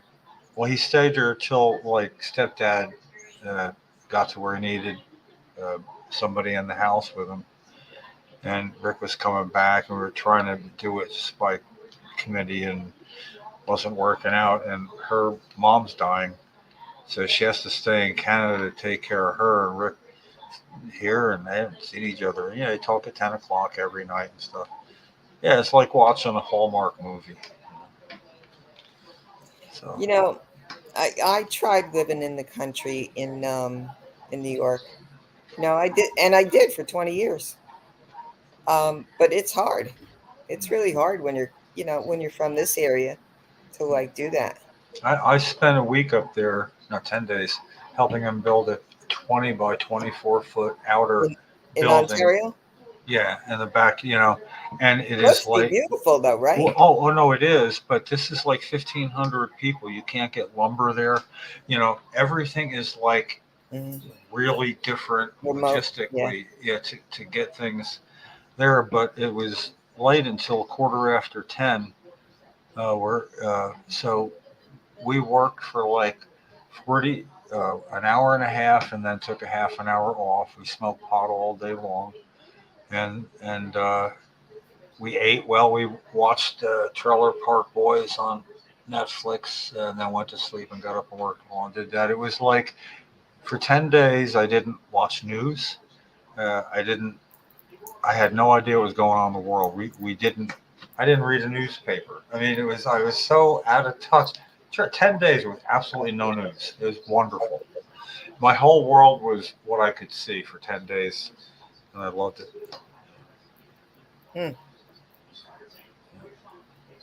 I went salmon fishing for a week once in Canada, in one of those remote areas like that where there was no contact with, we were the aliens. Yeah. You know, definitely. It is interesting. Can we talk about New York? Yeah. Home Okay. cultivation becomes legal as New York approves more than 100 new adult use cannabis licenses. Yeah. New Yorkers can now legally cultivate cannabis at home for personal use. Under the rules, individuals can grow 3 mature and 3 immature plants at a time. With a What year max, is that from? Wait a second. They took Not, took that's our not New bill. York. No, No, that's not New York. New York has had home grow, and it's not 3 plants. these are the new rules. You mean we're they just went backwards? I guess so. This just came out. Really? Yeah. It I've says heard something about it. a maximum of 6 mature and 6 immature plants allowed per household. Really? Yeah, that's what it says here. Wow. Okay, so yeah, remember before when they were doing something, I found where the state line goes actually through a house. There's a house where the state line goes through, and I gotta wonder. So like they could cultivate in this bedroom, but not that bedroom over here. I mean, I don't know how that works, but it's just ridiculous that there'll be at least, if not a neighborhood where half the neighborhood's growing pot and half isn't. You know, there is that kind of road in Upper Greenwood Lake, which is half Jersey and half New York, and there are 2 huge pot grows, and I mean huge, with all the techno stuff to make sure no one goes on the property and what have you. And we've talked about that. Wonder where that state line is, through, because they're both on, like, they're one side of the road and on the other side of the road. Yeah. And they're big, and they've been there for years. Wow. I mean, anybody that lives up there knows they're there. Just can't get in there. But Well, yeah, I don't know. is there then, Lefty? What list is there a list? Where do I go to see where cannabis laws are, especially medical cannabis laws? Is there like a go-to source, or I just take the first one in line? Because it changes so much, and I got to weed out anything that's even a year old, really. Yeah. It's just I need to be. I like having. I feel like I'm educating myself on something I should know anyway, and Being more proactive. Yeah, July 10th is a reason for doing it, but it benefits me long beyond that. What I really like is being able to know things at the drop of a hat in a discussion, and that'll really disarm somebody and put them back on their heels when you know certain things in the numbers. And Lefty will probably remember back in the day, I was always, you got to know the bill numbers. What's the bill number? Pop quiz. What's the bill number? About whatever bill, because you really got to know. And it's especially fun when somebody says, "What's the bill number?" and you know exactly what it is without hesitation. They kind of listen to you a little different if you. But you have a point with, like, everything keeps changing so fast. And what did psilocybin? It got voted in Jersey, right? No, it passed. The Senate. It passed out with that amendment by omission. Mm-hmm. Yeah, I read that. They I don't know when they take a vote on the amended version. I mean, I don't believe it's not ready for the assembly yet. I mean, the assembly has to either modify that version and have the hearing and make it a companion bill again or not. Mm-hmm. And something happened last year where it got derailed in the assembly. Mm-hmm. And I haven't really got a great straight answer for who knows about that. But, in the assembly and the health committee, it's in Herb Conway's health committee, and he's a co-primary sponsor or a co-sponsor. I think he's a co-primary sponsor of the psilocybin thing. What a dick. Mm-hmm. Yeah, I saw, after you talked about it, then I was reading an article, and that's about all it said. It did say no home grow. It said that real clear. Yeah, but every time I hear it, no home grow, they never had home grow. They had, it will not be unlawful to grow mushrooms. They never said it's lawful. And now I'm putting it out. I'm going to have to go to the coalition and other people and say, listen, I know I'm quirky, but I need to know why, because it's relevant to something. Why was it done like that? Can we just make home grow of 4 mature and 4 immature plants not unlawful anymore? Can we do that instead of legalize home grow? Right. Right. Just make it not unlawful for patients. Because it's a purposeful double negative. It does offer a clear definition, but they're doing it, and I'm almost sure it just saves them a lot of work, because if they made it legal, they'd have to have parameters. It's not unlawful to grow how many, how much? How about the entire house, every square inch, and underneath in the crawl space? That's what they did in Trailer Park Boys. They grew it in a crawl space. So, yeah, it just, I still think it was put in there to get taken out to make a deal, to get it out of the committee in that shape. I mean, it seems like they didn't know what the hell was going on at times, you know? I mean, geez, it's simple. Yes. Did I read that they say how big your plant could be? Did I read that, or am I making that up in my head? Like cannabis, how big of a plant you could have? Cannabis plant? No, Yeah. No. Nope. It's mature, and like I try to tell people, if you're growing indoors, you can grow a plant to about a little short of 6 feet as you bend it over. And then you can bend it over and actually get about 5 feet worth. And then when you clip the top, little stalks will grow out of over each leaf, the same as it would up. But now they're growing 2 at a time up that way. And then when you top them, so you could walk in and say, you got like at least a dozen plants here, and go, no, actually this is one plant here from here to here and everything that grows above it. That would be Lefty's bonsai. You know, it'd be a mature plant. Yes, I want a bonsai. That's your bonsai. Oh, that looks so cool. Yeah, I tell you, yeah. A bonsai bud. You know, of course, to me, it's like, so you want to grow the smallest bud possible? Wow. Yeah, why? Does it come with a little tiny lighter and a little tiny pipe?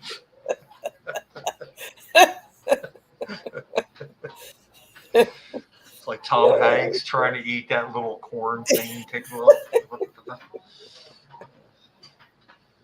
Oh, fuck. Well, listen, I gotta go. It's that time. Yeah, it is. It was fun, you know. Another good guest, you know. It was I especially liked that subject matter of integral therapies that are almost like from a different dimension of sorts. It's not. Yeah. And the thing is, see, that's the part of nursing. That's the part of nursing that we're studying, because now somewhere, and like I said, this lady, she's in her 80s and she's like a guru, you know. She's saying, fuck it, man. This is the last book I'm ever writing, so I'm just gonna put it all down, you know. People are gonna read the nursing theory of me because I'm famous. You know, it would be like if Oprah Winfrey decided to write it, you know? Well, yeah, this is the same as UFOs, you know? Okay, that's what they're called. I'm just saying that there's so many people, whether it be former military and all sorts of stuff going on. Yeah, and even the federal government is saying, yes, we haven't been forthright. In the last couple of months, like a big deal that I didn't really look at the bonsai. So. Look at this. What the hell? It's a bonsai.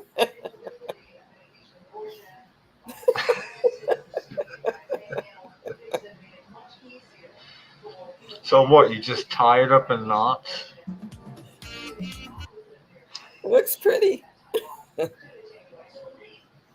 Oh my God.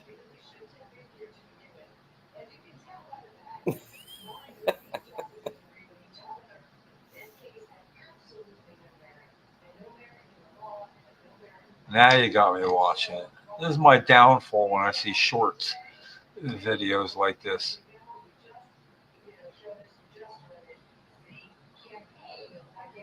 I've seen a different kind of bonsai where they grew it on a rock. They had the roots growing on a rock. It was pretty amazing. That would be cool.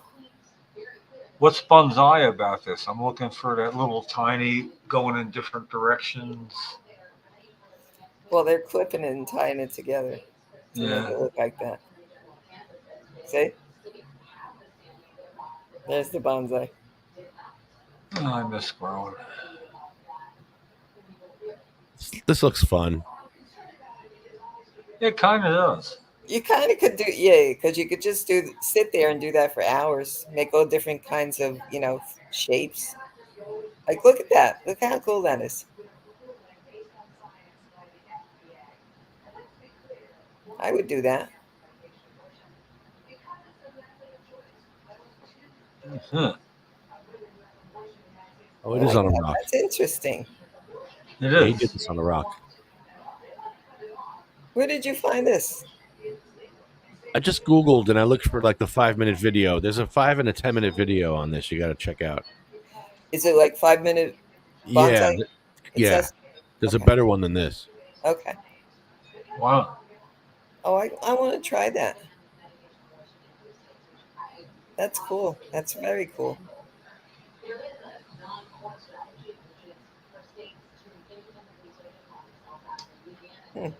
I love that. That's the coolest thing ever.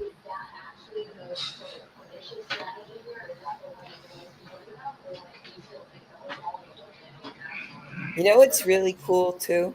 When you see a pineapple coming out of like a little pineapple grow.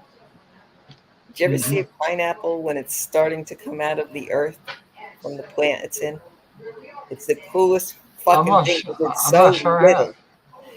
They're so little. It's so like it doesn't look real. No, I don't think I have. Yeah, Google it. It's really cool looking. So what's he giving it some dreads? There's the roots. No, he's bonsaiing it. Wow, very nice.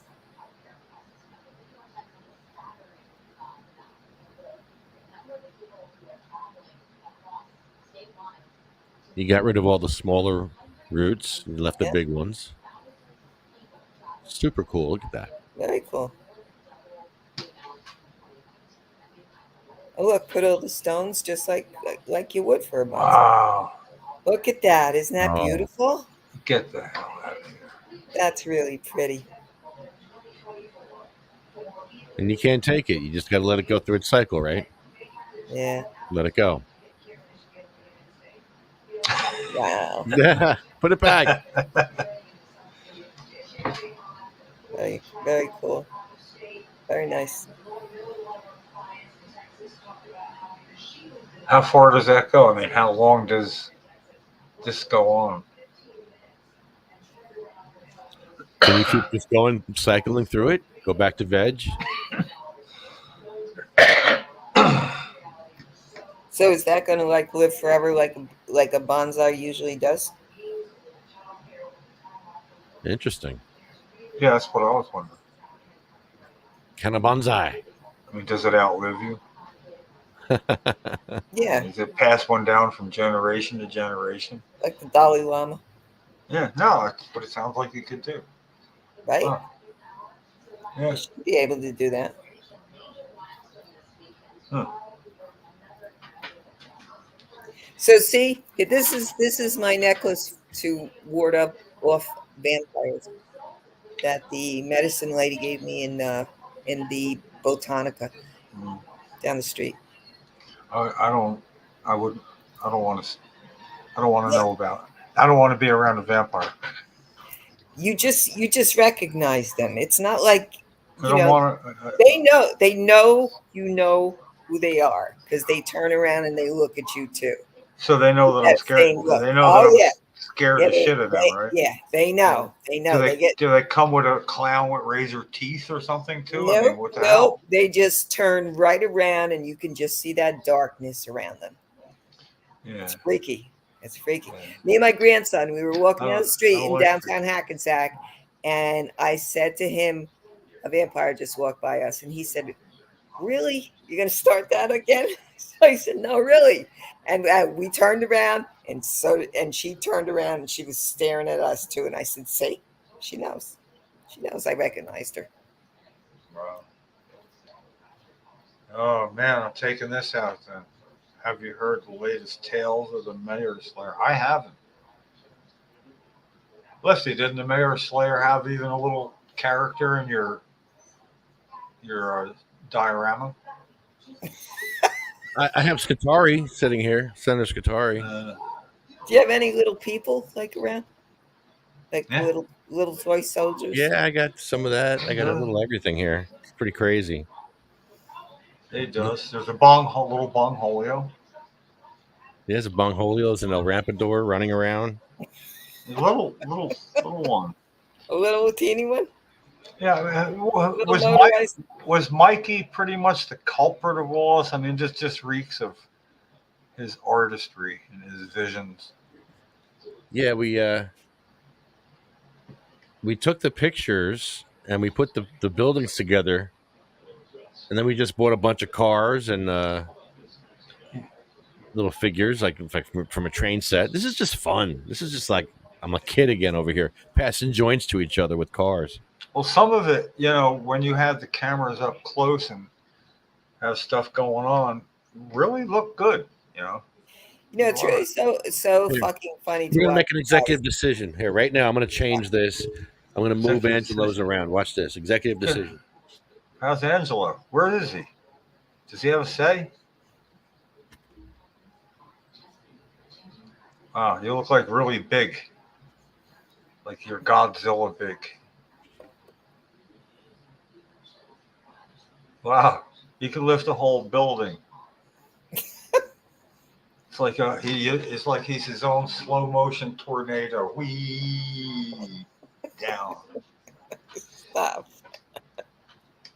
Look at this. Oh my God. Man, you didn't have permits or nothing either, did you? You just I don't turned see it- any. Yeah, I don't see any ramp. Hey, where's it? Oh, is it ground? Is it ground level? I can't see the door. Yeah, it must be. I Lefty think. seemed almost disappointed. Where was it? Willie Beamer's trial thing. You were looking No, at. look, that door is got a. It's up a bit. You need a ramp there. Wow. No, you don't. He needs a pair of scissors. Now the problem is it's not open to the public. It's only a takeout. It's only takeout. Okay. Yeah. Okay. What about There's- disabled parking for to do pickups? Because they do that. Where do they legally smoke in your town?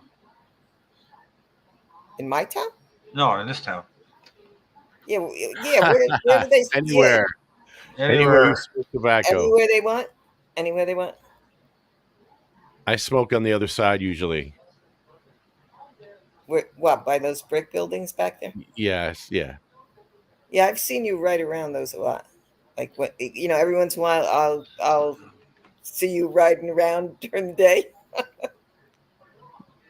It's fun. I get my jollies out there. My adrenaline rush for the day. Oh my God. People are crazy though. People are driving fast and they're really not paying attention, and I know. Where are I you? drive in traffic. I know. some are very you're angry. In your diorama? I don't see any Yeah, and angry it's- drivers. They look pretty mellow. Well, They really do, because you know what? If you did that around here, you'd get run over quickly. Nobody cares how they drive here. They drive like such fucking assholes. You have crosswalks over there? Yeah. Yeah, with no light. Like, do you have the signs that stop for pedestrian signs anywhere? everywhere.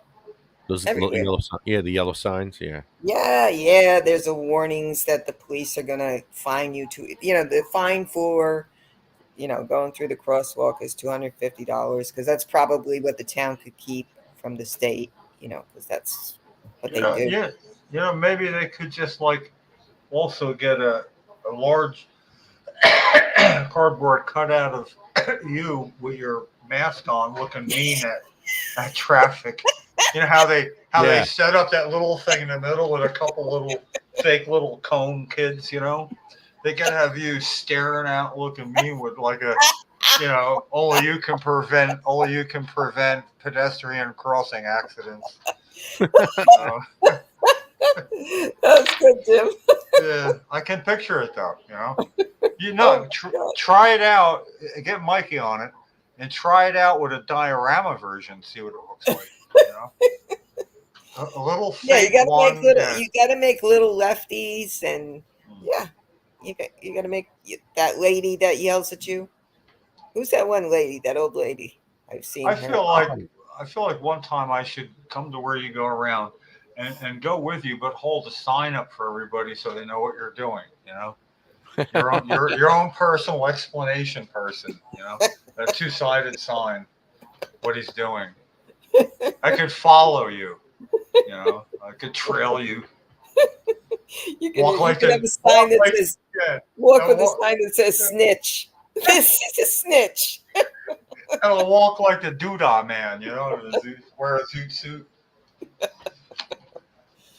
Oh man, Oh, I've my had it, man. God. I gotta go. I gotta go be bizarre somewhere else for a little while. Okay, go ahead. Well, can we do the list? Yes, Yeah. I'm waiting. Just can I say something real quick? The cannabis industry in New Jersey is experiencing impressive growth, $1 billion per year because of the favorable tax structure.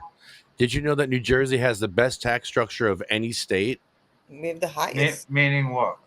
Meaning they get the lowest tax dispensaries pay the lowest taxes in New Jersey. Yeah. Really? Do they get money somewhere? That doesn't sound like New Jersey. There's No, it doesn't sound very Jersey. got to be a give back somewhere else. I don't mean it's a back pocket thing, but Yeah. like some sort of fee that's called as a fee, not a tax. Some kind of favor. I'll tag you in this article. It's very interesting. Yeah. But well, we have some things to take care of here. Yes, we do. This is our list. This is what we do every week. This is why we're still out here doing this.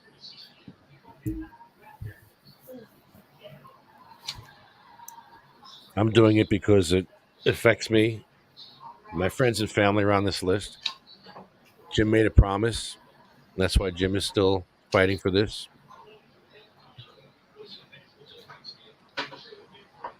Jim made a promise to Cheryl Miller. Jim, what was that promise you made to her? Well, what happened is when I told her that she didn't have long to live, I delivered the bad news to myself, looking in terms of a week or so. And I told her I'm a tireless advocate and I got to fess up that I'm tired and I can't keep it up, And she said, well, you have to. And that wasn't the right answer I expected. I expected, of course, honey. And then she reminded me, don't you wish we'd known sooner, like when we found out that it was good? I wish somebody told us earlier. So that's why we did things like loud, not quietly, because there was others that needed to know. And anyway, it was the same. It was just the same reason, And I said, well, I would ask myself if you were still with me, would you take part? And if the answer I get is yes, I'll take part. And the answer is always yes. What the fuck? It's never been a nah. She wouldn't have taken part. But yeah, the home grow, yeah, that's personal because people say, "How does it work?" They should be asking, "How is it when she doesn't have it? What's that like?" No, not how good is it when you get rid of it. What's it like when you have the pain and you know you shouldn't have to, but you can't afford it? Yeah. What's that like? Anyway, so I think I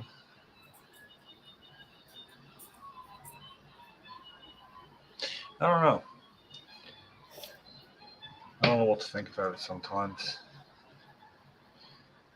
You know, it's like it's overlapping things going on as you're well aware. But yeah.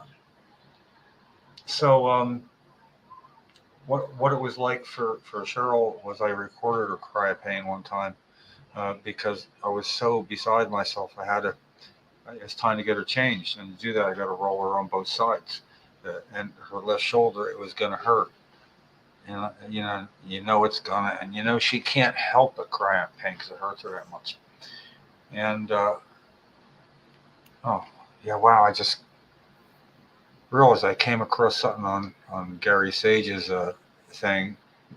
There was a quick video of me stretching her, and there was no audio, but from her, she wasn't making a noise, but you could hear me. I forget what it was. I don't know if I ever seen it before. But anyway, yeah, one time it was, I said, why the hell am I the only one that hears this? Because I had to, but I can't. I have to, but I can't. And she said, why don't you just record it? Because I had a little pocket mini cassette uh, recorder, and so I did, and and it was quick because quick as I can. But she sounded like afraid, like a wounded animal. Oh, oh, oh. A crescendo, trying not to, and me quick as I can, quick as I can. And anyway, I got to play that one time um, when uh, Montel was giving a press conference, and I was a speaker as two other people were, and he went last and I went third, and I played that as a response that the health department was saying there's other things that work just as good or better. And then I explained then that I recorded, and I said, so I think here in Cheryl's own voice, she can tell you that there were times when nothing else did work, and then I played that. And one of the news guys was having like projectile tears while he was doing that. Yeah. So anyway, people that don't have the money and can't afford it, somewhere there, and I don't care if it's one damn person in the entire state. How many patients will this affect? How many are going to grow? If there's one freaking person that can help, I'm in it for that. Yeah, it's going on, and there's whole families feeling helpless to help, and it goes well beyond the patient, and I know that. And I don't think I can tolerate that much more. I feel like my fuse has grown really short. And when it goes, I just hope it's really controllable up here because I can be awesome when I reach that point, and I think that point's coming. I know it's a long explanation, but how they're unseen, they're unheard. It's built for failure. It's built for failure, and the idea then of not having an informational hearing where patients actually could go be seen. I mean, those that could make it, those that we could get there if they had the right help, could make it. To have that short circuited from even happening. No, it's not going to go on. It's not acceptable. I just can't believe how many people are going, well, what are you going to do? I mean, legislatively speaking, they gave it a name. It's a name for whatever it is, and Chris Goldstein. No, actually, it's sort of a deferred being minor, somewhat of a hold by the legend. There's just no interest. It could go on a couple of years. And I'm beside myself for anybody even thinking that's going to be an option. It's not. Yeah, it's not all right. No, and when Vin Gopal on the webinar suggested patients, advocates need to get in touch with their senator and their district's 2 assembly people and try to get them to support the bill, tell them how it would work, why it's important, look for co-sponsorship. And I'm like,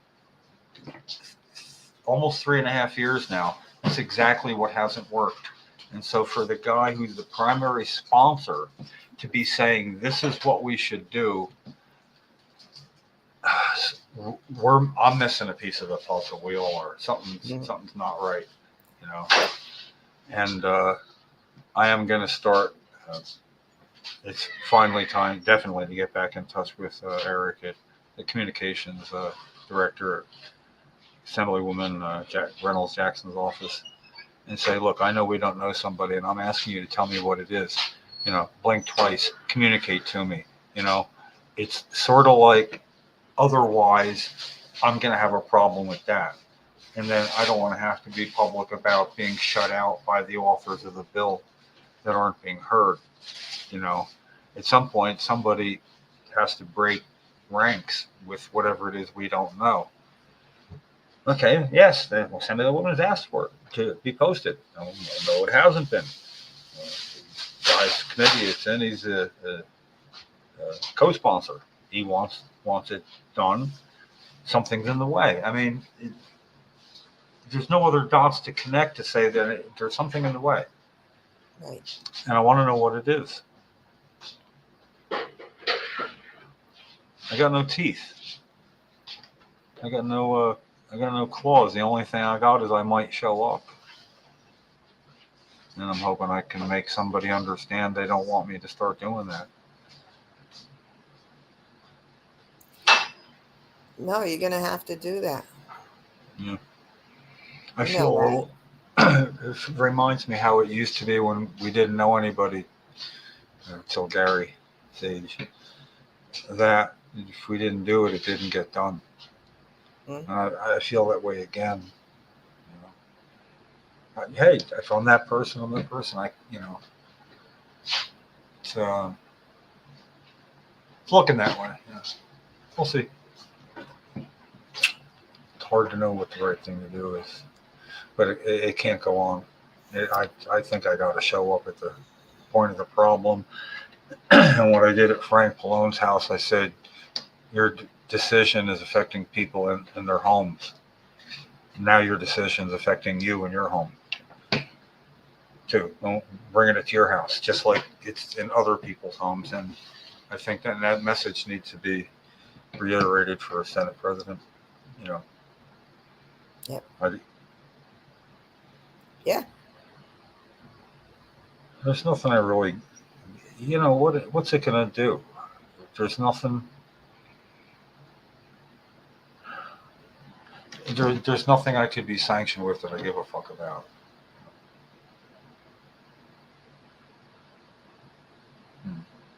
Lefty go away? I guess he left, yeah. Oh, there he is. The Mayor Slayer. Air Slayer. How about being sanctioned with a micro penis?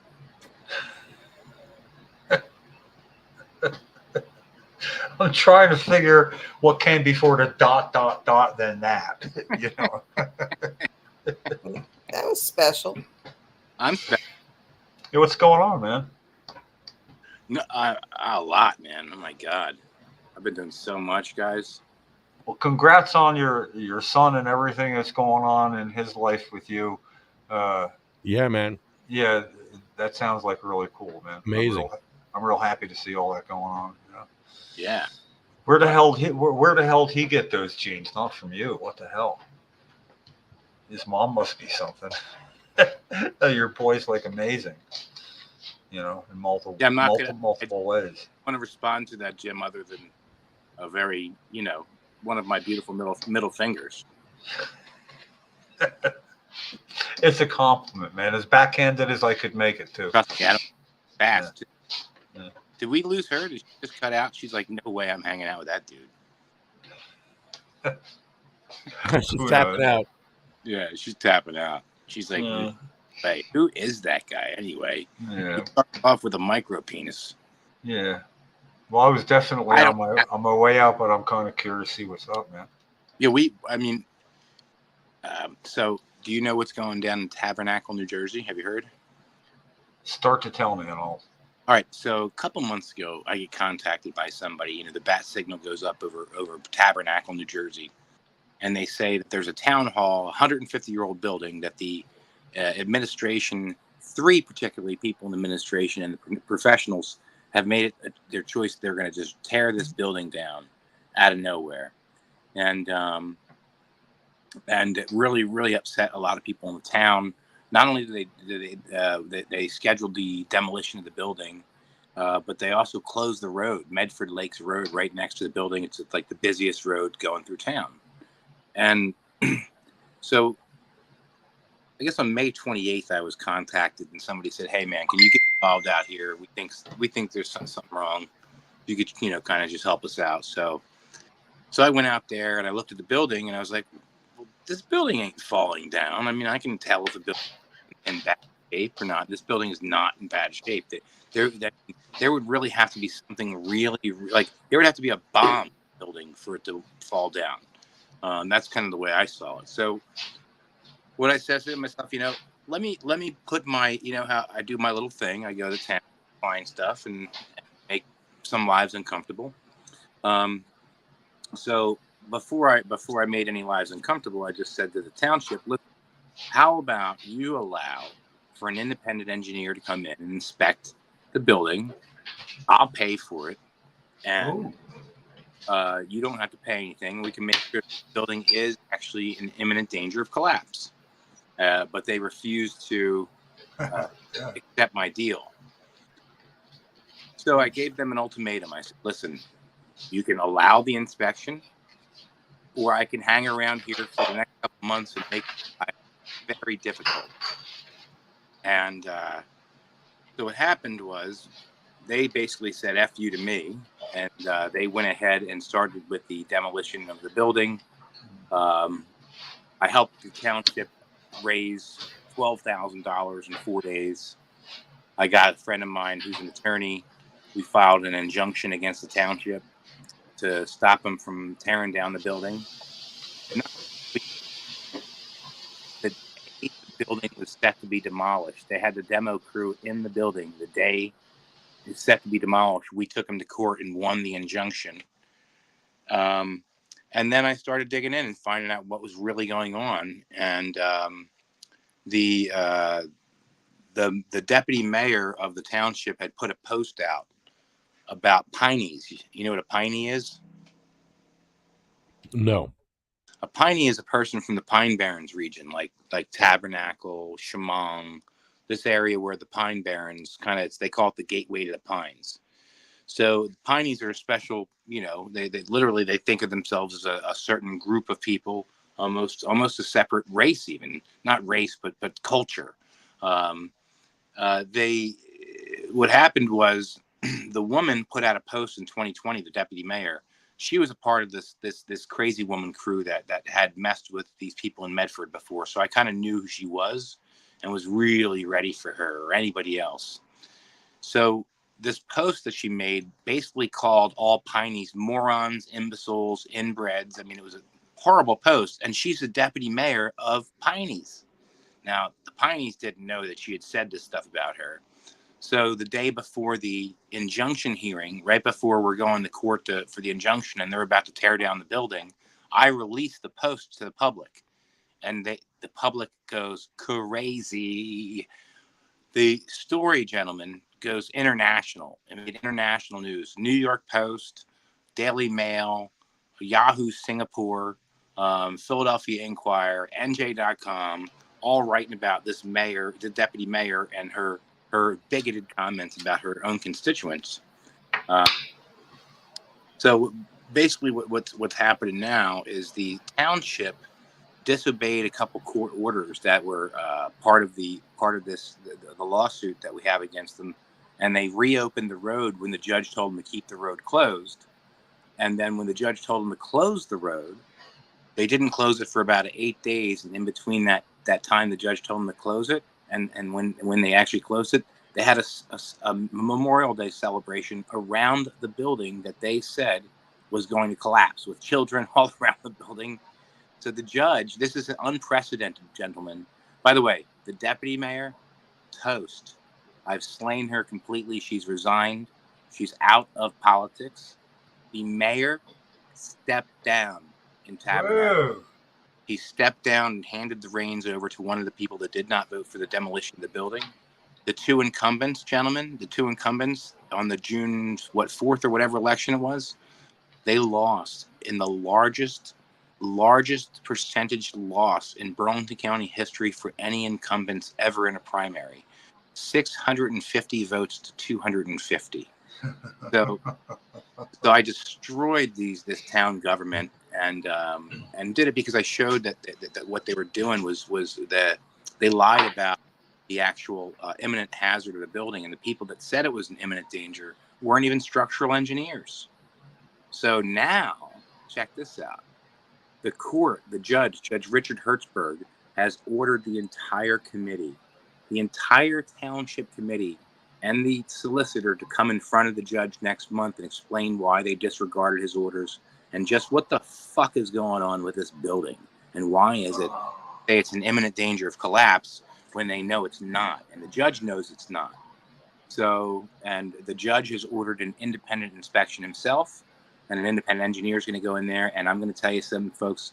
People are going to jail on this one. Well, yeah. People are going to jail. So, No, yeah, when all that resignation, getting out of Dodge quick, that reeks of, they know that's they So not feel only- the train coming. not only did I slay the mayor, but I slayed the deputy mayor and another committee person, all in about a 2-month period. So I don't know if there's ever been a political hit job like that, but this It was just sounds like, I shot the sheriff, but I didn't shoot the deputy. Yeah, you shot them both. it was precision. I got the mayor and I got the deputy too. Amazing. I like. I mean, that's what I'm hearing. Hey, listen, congrats, man. That's like, it's like your mayor slayer thing is so very literal in this case. I mean, not that he's actually, but if you think of the mayor, you slayed his job. I mean, you let him live, but he didn't keep his job. Plus, I'd love to. That's not that far from where I am. To go to I would assume an open court date where somebody could just sit there and watch the show. It doesn't cost to get in. It sounds like a good show. No. To me. This court hearing is going to be a blast. When is that? The court hearing is July 19th. It's in Burlington County Court. But check this. Oh, it's my mom's birthday. My movie promo for Who Killed Les Crane, my about my friend that was murdered, just came out. And High Times just picked it up. So High Times just did a big article about my movie that will be coming out in October or November of this year. So, oh man, that's fun when you got stuff in the pipeline and other stuff happens all of a sudden.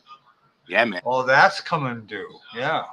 So, but yeah, the Tabernacle thing is just fantastic. No, that it's you're. How do you surpass that with any upcoming efforts? Really, that's like the holy grail, man. It's my what do you call that? My holy grail. Yeah. It's sort of like what do you call it? There should be an award for that sort of achievement. Like Well, I just wanted to touch base with you. No, that's a hell of a base, man. Seriously, I'm still adjusting to that. Now I got to go back and find some of the press on this. It's all over, man. I know. Even I'll be able to find it. No, that's. I got to tell you, man, that is seriously impressive. That's your reputation. You hold it up too. You know what the key is once you get involved, right? And I'll tell you what I learned in this one is, number one, the people were already upset. So, and the people of Tabernacle they're very salt of the earth people. I mean, straight up, just hardworking. And I think a big thing. Most of how this happened is because the people were already into it. They just didn't know which direction to go in to save it. So when I came in, I had support already. Whereas some towns, when I come into the town, I'm like considered this kind of out, Yeah. you know. So and here I had already done Medford, I already done Delran, and a lot of people already knew who I was. So when I came in, it was like, all right, we know what he's here for, and we want him here for this. So now you add this to what it is. They knew what they knew about you. Oh, and by the way, they're very good with you. But what about the next one down the line? Now, so you get to put Tabernacle onto this resume, and then you're going to be sought after, or to be like people will refer to you as the mayor slayer. oh, I don't know. You know what? Can I tell you what about legacy, man? I mean, after you almost fucking kicked the bucket like I did, and with cancer, I mean, I'm really looking to create that legacy. I already had a pretty cool legacy, but I don't think it was not going to be known because it was hidden. So me writing my book, me doing the movie, me coming out and kicking people's ass in public like those are all huge steps, Yeah. you know. And I like in a more drawn out version, I'm looking up and well then there's Lefty who's making this whole nother name for himself, and I feel like I'm in some pretty special company right here in this trio. Amazing. I'd love to take in part, I'll tell you the best part of the Tabernacle thing, and it's the building was built 150 years ago to the year. I mean, it's a 150-year-old building. It was built by a group called the Junior Mechanics. It's like an old Masonic kind of group, but it was it was built by the members of the community. And the name Tabernacle, the town, stands for the old church that used to be in the town that's no longer there. That was only built a couple of years prior to this building. This building was built as the tabernacle, as the worship house of the Junior Mechanics, who were a fraternal organization that believed in God, but didn't have to specifically pick one, very much like the Masons. And the town, literally, if they got rid of this building, they would have gotten rid of the Tabernacle of Tabernacle. And I can't wait to go walk into that building. So it's one of the things that when you actually touch and feel, and you helped save it. I mean, that's gonna be very special. There's demolition signs on the building right now, guys. The demolition team was in there at the building when the court ruled that they're not going to be able to demo the building. Do you get good pictures of that? I'm trying to picture it. It just seems like a frameable picture to demo, Yeah, I got pictures. I did protests out in front of the building with the demo signs up, and so it was it could be used as a textbook script to go and for anybody to try to, if you have an issue that is wrong and somebody's doing in your township, it would be the way to say, okay, we got 50 people here that agree. All we need to do is get $100 from each 50 person. We got the retainer for it. Yep. So if you got 50 pissed off people in town who are willing to give $100, you could change the scope of your town. And this whole Oprah thing stealing Oprah from us.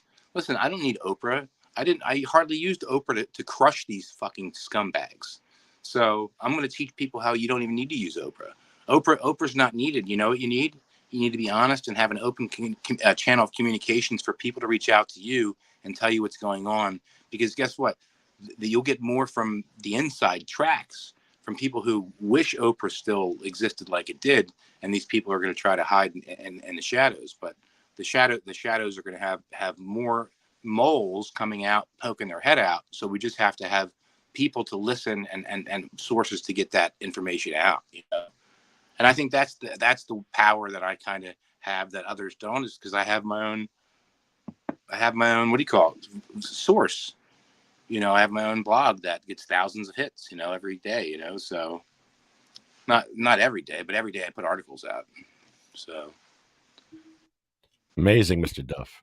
Man, this has been a good one, guys. Look, just the deputy mayor, by the way, when she resigned, she said she apologized when she resigned. And she's talking about people's teeth and all this, and says, maybe people should worry about their teeth more than they worry about the building. That's part of her apology. Whoa. Whoa. Yeah, she goes on New Jersey. Yeah. She's still got to live there, though. I Yo. mean, Check this out, though. She's got 2 restraining orders against people for making comments on Facebook. The one woman that this woman has a restraining order against, the deputy mayor showed up at her house with her husband at 11:15 at night, walked into the garage and pounded on their door, said, "Come outside and talk to us." And then the next day, that deputy mayor was able to go in and get a restraining order against that person. So the story has got so much legs. And yeah, it does. The judge calling, it's the first time in New Jersey history a judge has called an entire committee or council into a courtroom together to answer for what their decisions were. I gotta see this. I can't find any precedent for it. So this could be an entire committee slaying. This is like 30 minutes from where I am tops, and it's a nice drive. It's a wonderful area, Medford Lakes.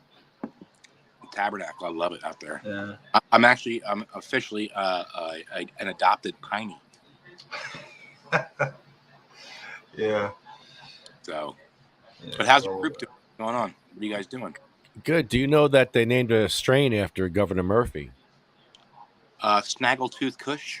Yes. Snaggletooth Sours. You were close. Yeah. Yeah. No, was it Murphy? Should have been Murphy Runts. Guys, That's What- some kid. That's what some did they- serious- as your great governor, because Tammy Murphy lost, I have taken Oprah from everyone.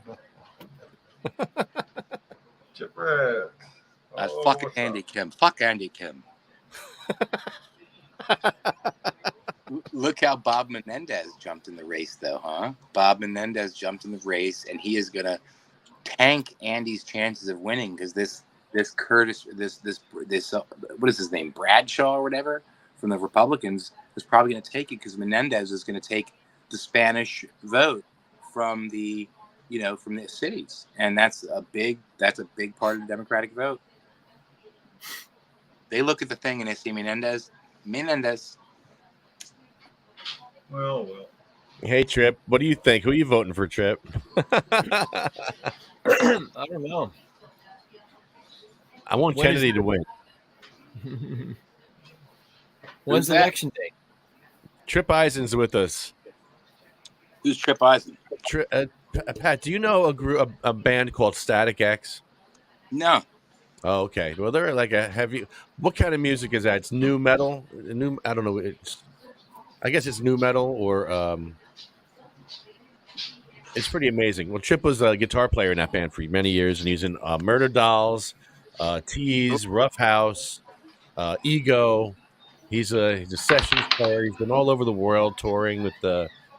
He's an amazing guitar player. So welcome. Now I'm making notes. You've gotten tail everywhere. I can tell. A tail master. Tailmaster meets the Mayor Slayer. Yes. Oh man. That's the Mayor Slayer. He makes mayors resign. He made Mayor Reed from Point Pleasant resign. You made they're working on Spotswood now. Who's the other one? The solicitor from Delran. Yes. I had the mayor from Delran asked to be resigned by the city council president, so that's pretty good. Yeah. The two council people from Medford, done. The deputy mayor from Tabernacle, done. The mayor from Tabernacle, done. Wow. That's a hell of a resume there, Mayor Slayer. And you know what's? I didn't tell you this. Wait, you are going to be so happy about this. Do you know who the solicitor is of Tabernacle? No, who? William Burns William Burns from Lavalette? Yes. Guess who's probably going to lose their license? Oh, William Burns. Yes, I sir. got it. oh, Yes. wow. But yeah, this has been, I'm telling you, this is, while I enjoy other things, this is definitely And I'm writing. It's funny because I'm writing another book, and now I stopped writing that book because this, and I'm going to write this book because it's so fresh. You know? But let me hear. I want to hear Trip. Yeah. Hey, Trip. Hey, what do you want to know? Where are you at? Where you live? Hunterdon County. Oh, cool, man. Yep. And what do you do activism wise? What do you is your music your activism? Is your art your activism? Like, what do you do? Yeah, pretty much. I don't. Our music, our songs have a message, freedom, liberty, stuff like that. So it's not Nice. It's not too heavy, but it's there. You can watch our videos. You can see the message in the videos a little bit Nice. on YouTube. Face Without Fear. I'm looking right now. Yeah, I forgot to name your new band, Face Without Fear. Yeah. Very cool, man. Amazing stuff, man. You've played all over the world with Wayne Static.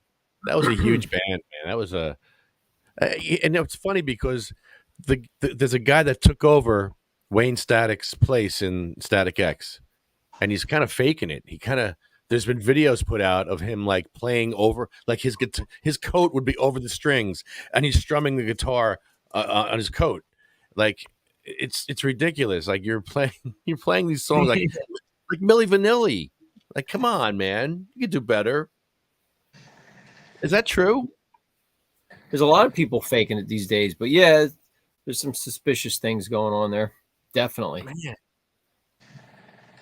Man.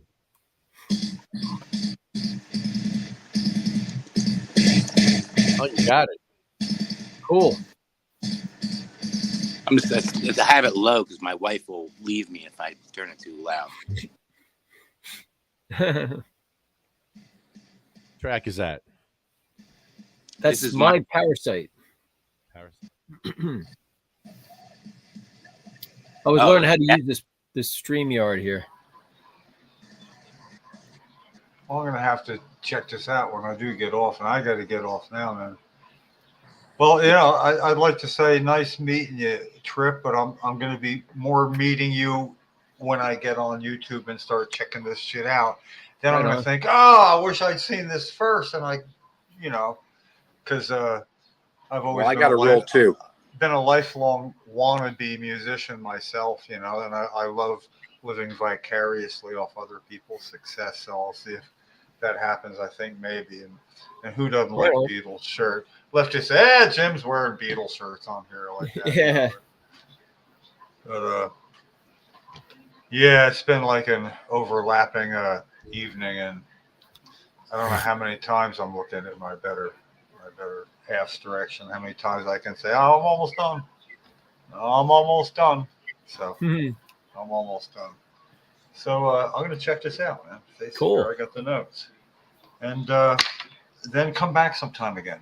We do this on Thursdays a lot. Don't just pop in and then I get to say, "Holy shit! I wish I'd known this when he was on." So that's gonna happen. I'm telling you, I know. I got to go. So listen, another time I hope. As soon as I figure out how to close this out. Hide chat, exit full screen. I'm out of here. I'm out of here when I figure out how to get out of here. Later, Jim. All right. Thank you. So, Trip, I just watched a documentary called Bad Faith. Have you seen Bad Faith yet? No, what's that? It's about Christian nationalism. Mm-hmm.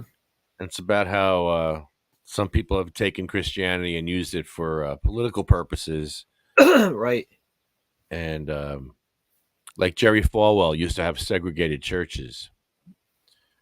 And John Jones University was segregated. Segregated how? No black people. Really? Jerry Falwell had no black people for many years.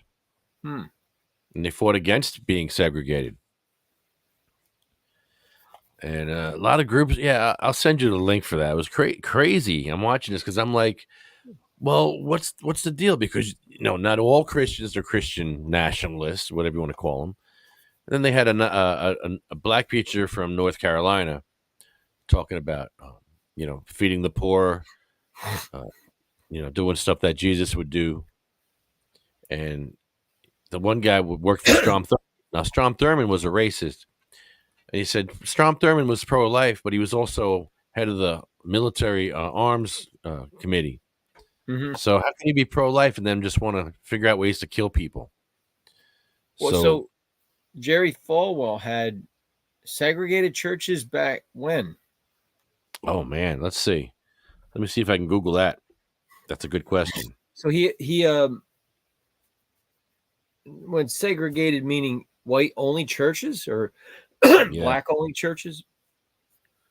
Yes, he was white only. They had to segregate because the Civil Rights Act was going to take away their federal status, their tax status, if they didn't segregate. So they had to segregate. I mean, they had to desegregate. I'm sorry. Let me see. Where is the real origins? It was really interesting. I didn't know this about Falwell.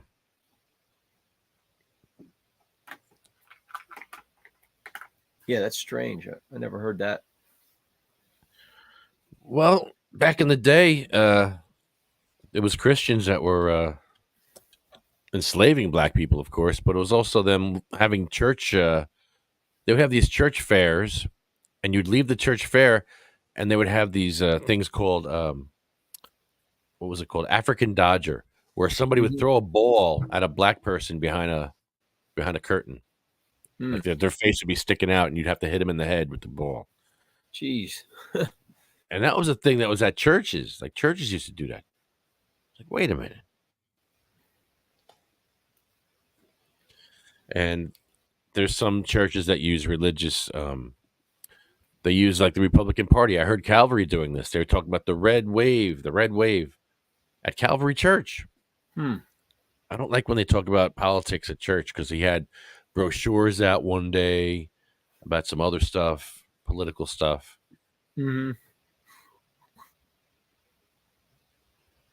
So I don't know. It's just very. I think the Christians have gotten way far off of what Jesus taught. Because look at the popes, man. The popes were warmongers.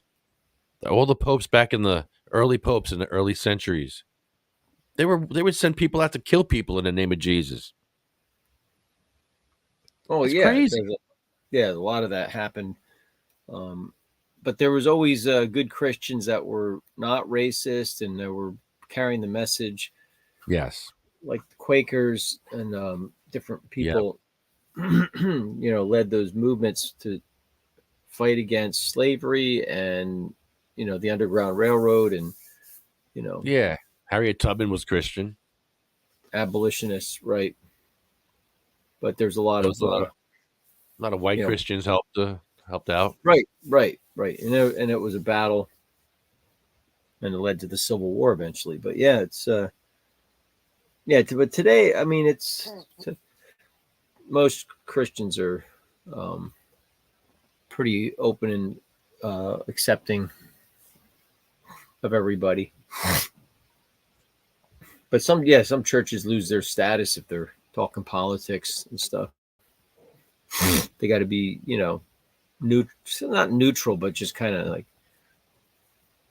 don't get politically active in the church, Yeah, you can talk about issues. You can't talk about a person. Well, I mean, people read everything. People read into everything about issues like, there's socialism in the Bible, there isn't socialism in the Bible, or whatever, It seemed Jesus went against everything. Jesus went against the church. The church didn't like him. He didn't like all the religious requirements, all the rituals. He did celebrate, though. He did seem to party a lot. Jesus seemed to be like the life of the party because he brought joy. Whenever he went, he brought joy to people. Well, that doesn't sound like someone who's moping around. That sounds like someone who's like engaging, somebody who's fun to hang around with, someone you'd want to chill with all the time. That's why people are dying to hang out with them. That's why when it says things like in the Bible, like Jesus wept, that was a bold statement because that's why it says it in there. because it never happened. So they had to say Jesus wept because that doesn't ever happen. He's always happy. He's always positive, telling stories. You know, he was a couch surfer. He didn't have a home. He was sleeping on everyone's couch. He was living in people's houses. Yeah. But he Probably instructed drinking everybody. He instructed everybody else to do that too when they traveled and they went on missions and stuff. He said, you know, just take what's on your clothing, your what's on your feet, and just go.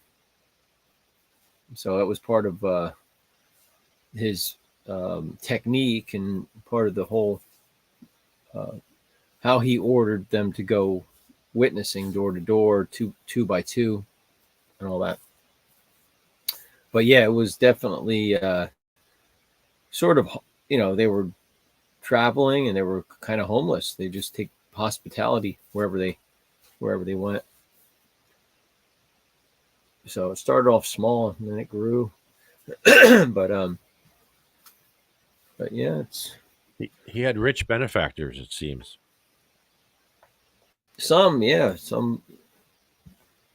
but helping the poor and you know, somebody said like, oh, if Jesus came back, who would be his disciples now? The Pope, Joe Osteen, this one, that one.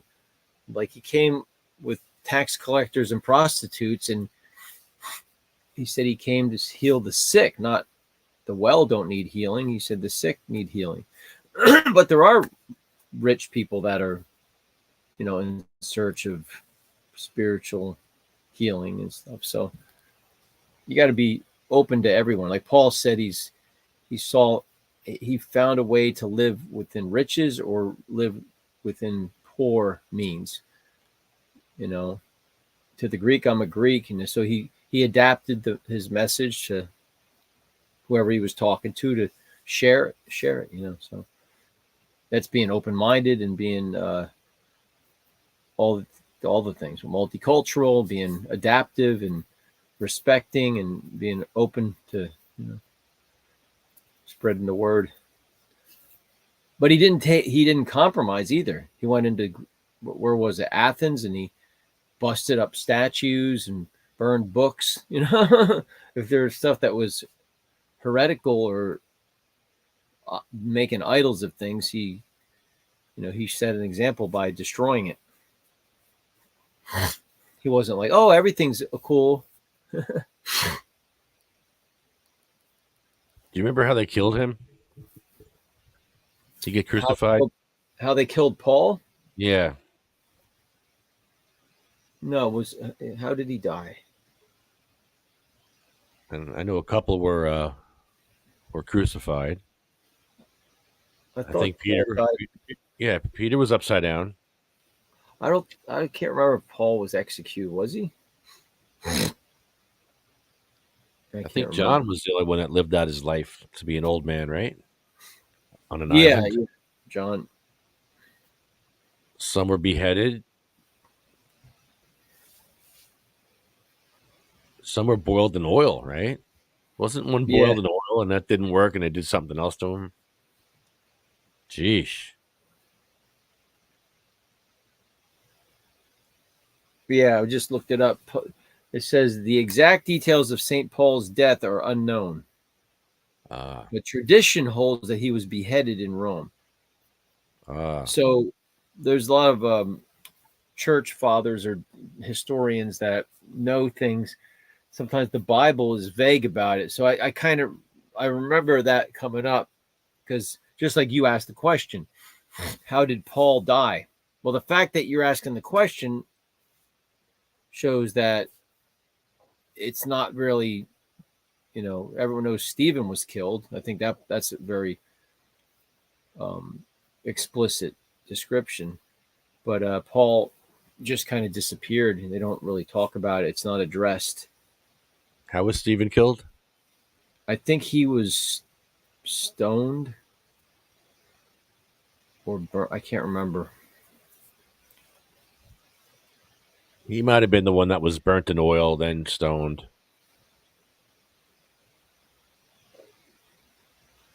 Jeez. Yeah. Rough.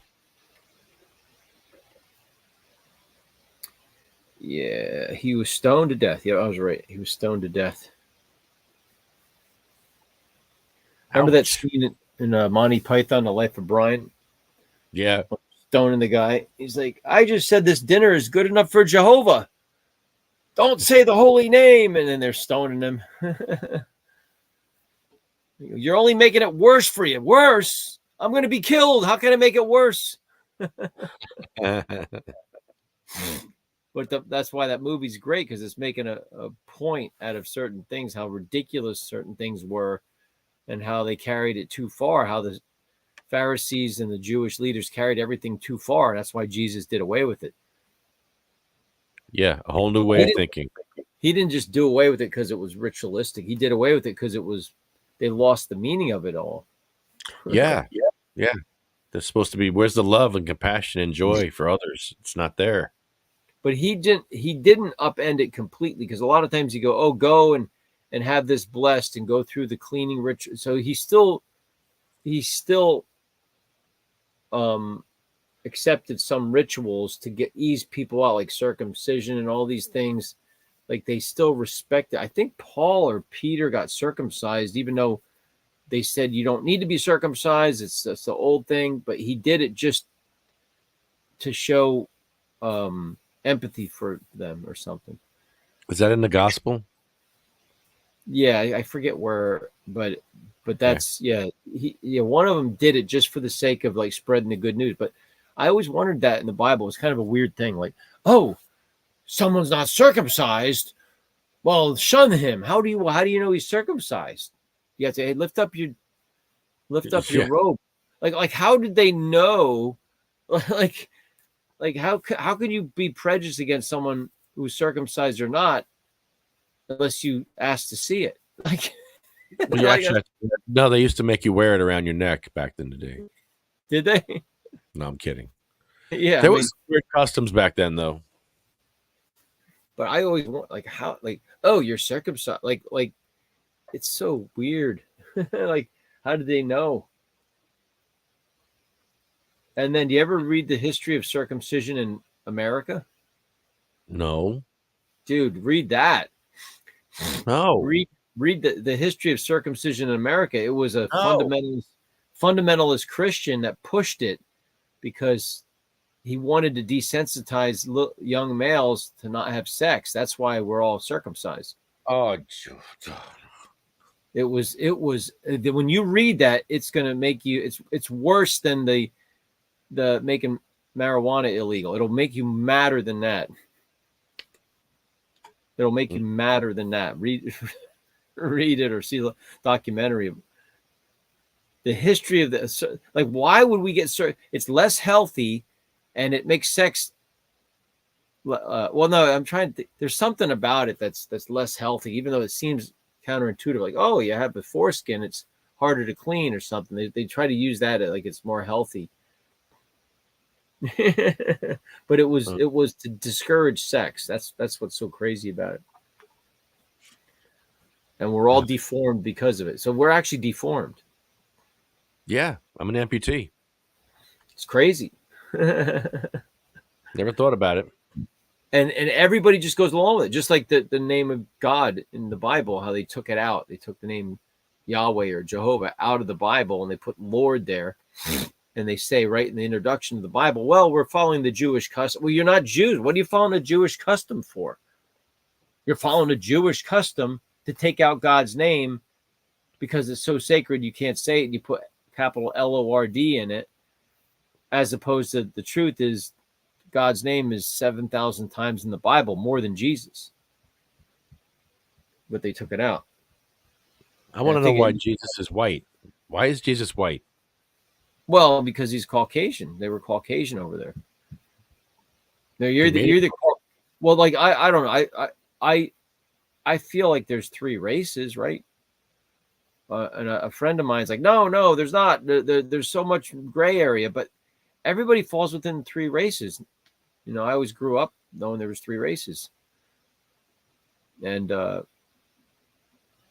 now, like, oh no, there's more than. But there's still. I still fill it. Like there's three races. You're either Negro, Caucasian, or the Asian, or they call it Mongoloid or Asian, you know. But those are the three basic races, and everybody falls with. The only people that kind of fall outside of those three are Aborigines, maybe in Australia. You know, like what are they? But they seem kind of like, you know, African, like they branched off or something. But that leads you to like, what are Caucasians? Well, all people in the Middle East and India are all Caucasian. So Jesus was Caucasian, but was he white? Like, was he light skinned or was he dark skinned? You know, they made him look light skinned in the Middle Ages, and that was a prejudice of, you know, just like, oh, we're gonna make Jesus what we make him in our image, you know. Right. But the truth is, he was Middle Eastern. He, you know, he looked, you know, like you know, Middle Eastern people, you know. It's so he's probably, yeah, he's like look more Arab or whatever, right? I would think so. But Jewish people moved all over, emigrated all over. You know, they were Middle East, you know, Jews were from that area, but then, you know, they migrated, they intermarried, and, you know, they became more and more white or other ethnicities. Yeah, it's You pretty know. diverse. Israel's pretty diverse now. Yeah, yeah. But everybody's diverse. I mean, like the Roman Empire and the British Empire conquered so much and integrated so much that what does it mean to be British? I mean, you got a little bit of everything in you. And Rome, what does it mean to be, you know, Italian? That's where the Roman Empire was, and, you know, Italians probably have so much. Like, I always get a kick out of the DNA test. You know, you do the ancestry test and they test your DNA and all that. But like, it's so subjective, because if you go back farther and farther and farther, you know, we're more interrelated, but you're just going by a certain swath of history and saying, oh, you have a part of this heritage, you're part Jewish, part Greek, part this, part that. But you go back far enough and those country boundaries didn't mean anything, and they were conquered by this and this. So it's just like Ancestry.com is kind of like this, you know, it's just, you know, it comes to this point. You only go back so far in history, you know.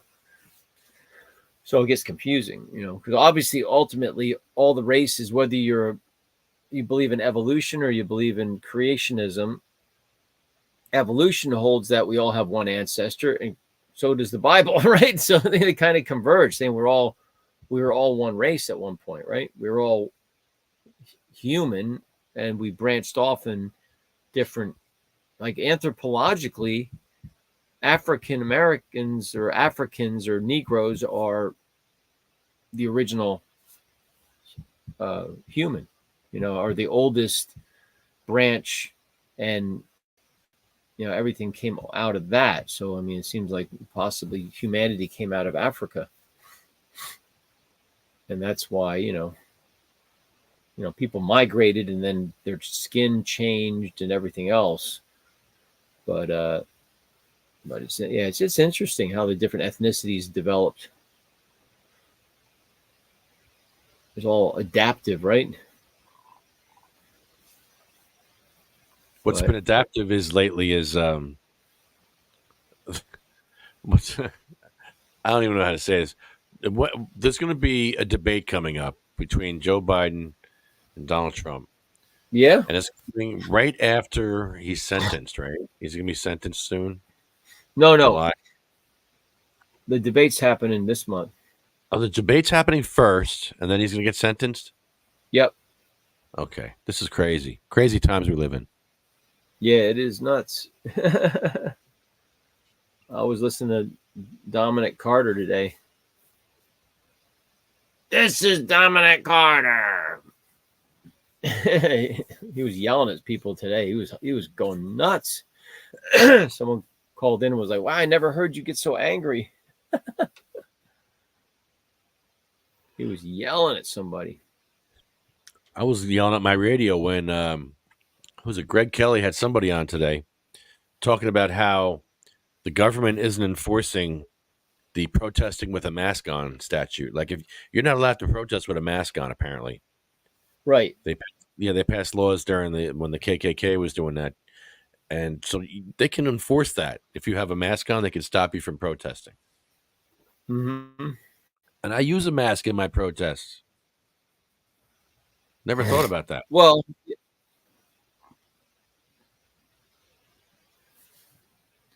yeah, I mean it's tough because people are doing this. Creepy people they're not protesting, they're harassing people, you know. They're not protesting. They're protesting against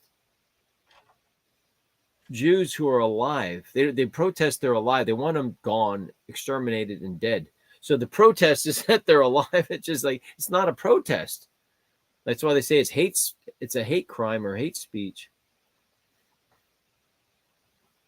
So, Yeah, because you're allowed to have free speech and you're allowed to, say stuff like that, but you can't stop people from going to class and intimidate people. well, that's what he did.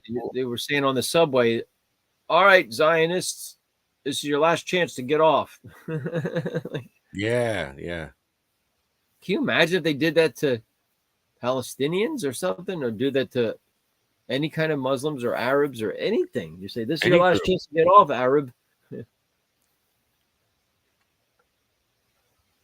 Yeah, people are crazy. But anyway, the point is, dude, Republicans are the true non-racist, the anti-racist. The Republican Party freed the slaves. The Republican Party spearheaded integration. The Republican Party's mascot is the elephant, which means an elephant never forgets. Forgets what? Slavery. The elephant will never forget slavery. You know, like in the Holocaust, say, "We'll never forget, right?" They always say never forget, which is a good thing. Never forget what happened. But the phrase never forget dates back to the Republican Party. I forget, shortly after Lincoln, they adopted the elephant, and never forget. The elephant is supposed to symbolize that we'll never forget there was slavery in this country. So the idea to say you got to educate people and understand the Republican Party has an elephant because their motto is never forget. They don't use that, but that's where the elephant came from. You know where the donkey came from? Where? Because they were calling, like, I guess in heated political campaigns, they were calling Democrats jackasses.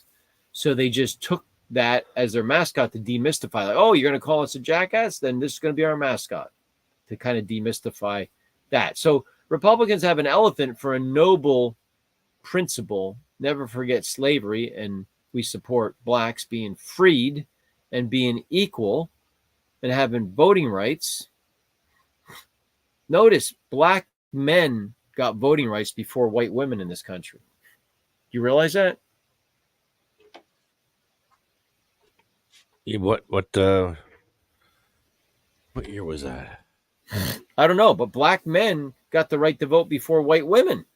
That happened. But it was only 3/5, only 3/5 of a vote, right? No, that was something else. That's a complicated thing. But no, black people or black men got the right to vote 100%, one vote for one person. The 3/5 is another thing. That the 3/5 was combating something. It's kind of I can't explain it. I gotta look it up. And it was a compromise that they made. Right, but the blacks got the right to vote. Then Southern racists started passing laws. Blacks were voted into Congress right after slavery until the Klan and Southern racists got a hold of the laws and they switched things around. So right. That took a while to do, but blacks got the right to vote. There were black politicians, and everything else. So, but our country is like, that's why you got to look at. There's a movie called Hillary's America: The Secret History of the Democrat Party, which exposes all. Dinesh D'Souza made this movie, and it explains it. It's a beautiful documentary. It explains it real simple, the history of the Democrat Party.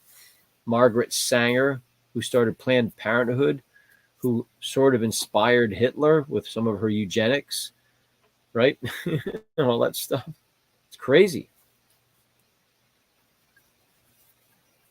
But you got to say what's, the truth is we care about, if you care about freedom, you care about freedom for everybody, no matter what your ethnicity, racial background, religious background, or whatever, your orientation is, that you believe in liberty. Number one, that's the most important thing.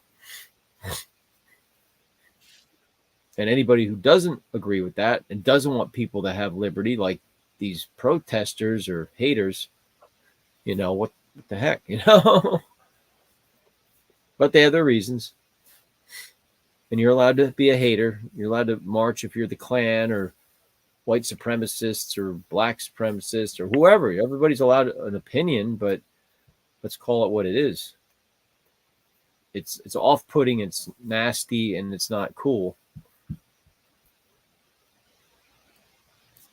So, well, they brought that fight over here, that 5,000-year war. That's over here now. They brought it over here. And they've been doing the same thing, both sides, for thousands and thousands of years. So why should we expect anything different? The but rhetoric Jews, I hear on the radio, Jews and Muslims are the same people. They just split a long time ago. It's just like Romulans and Klingon, or Romulans and Vulcans in Star Trek. They were the same people, and then they split, and someone often became warlike Romulans, and Vulcans went off and became all logical and and controlled their emotions. So Muslims and Jews split off in the Bible. The story in the Bible, the two brothers and split off. So it's like, but they're the same people.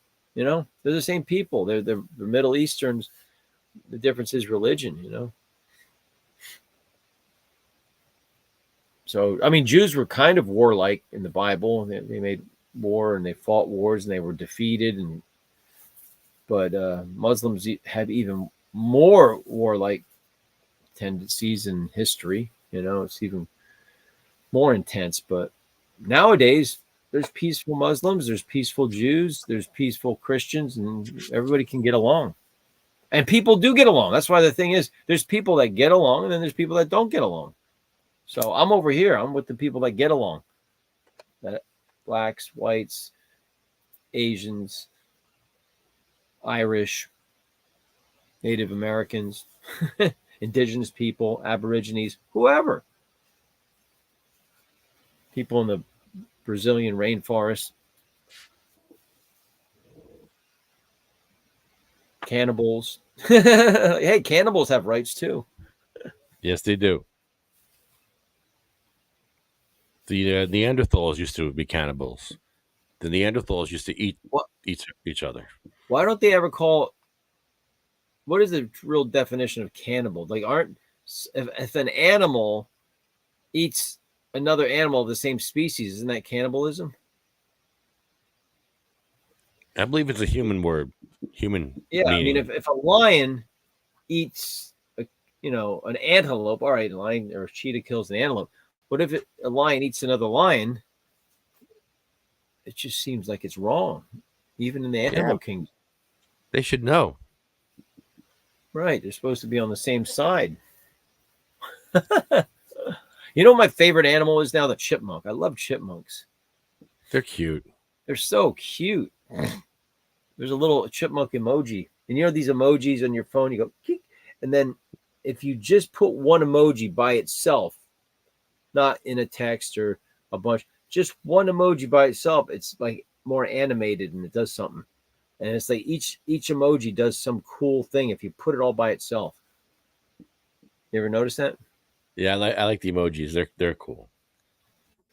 I Like just the added did you ever see the smiley face with the cowboy hat? Did you ever see that one by itself? Yes. It Yes. goes, woohoo! And the hat comes off and he's like, woohoo! With a little chipmunk emoji, he's eating a nut. Like if you put it up there, he's eating a nut. They're so cute. Dogs love chipmunks.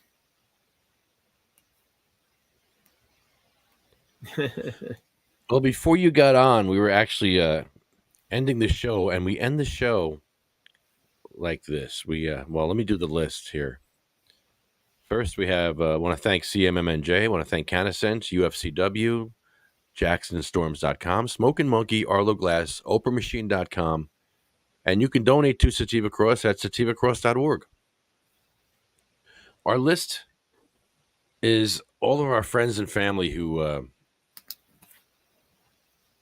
died waiting for cannabis or cannabis patients. And we just added a name to the list tonight. Somebody named Gary Sage, Jim Miller's friend. Okay. He just passed away.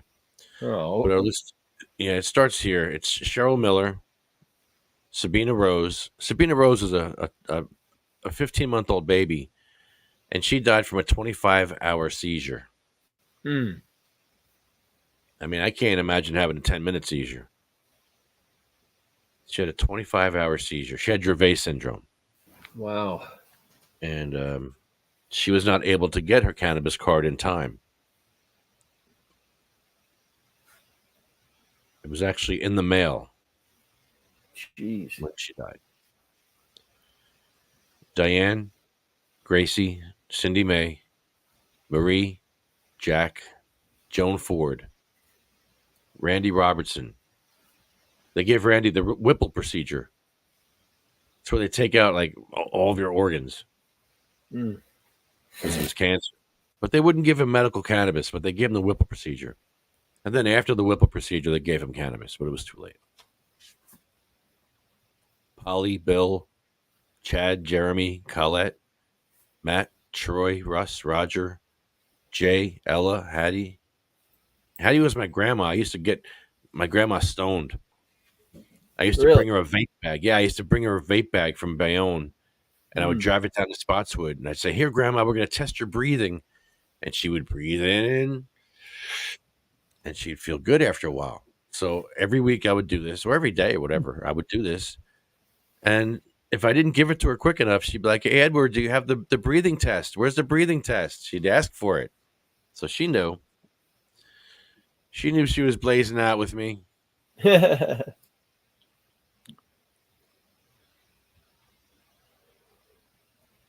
Jackie, Anthony, Jake, Armando, Felicia, Lynn, Dan, Sean, Joyce, Lori, Frank, Brian, Flo, Carl, Thorne, Frank, Lorraine, Terry, Charlotte, Cher, Jaybird, Michael, Marley, Colette, Brendan, Red, Rico, Lulu, Becky, Lawanda, Chip, Paul, Lisa, Marcus, Gary, and Jeff.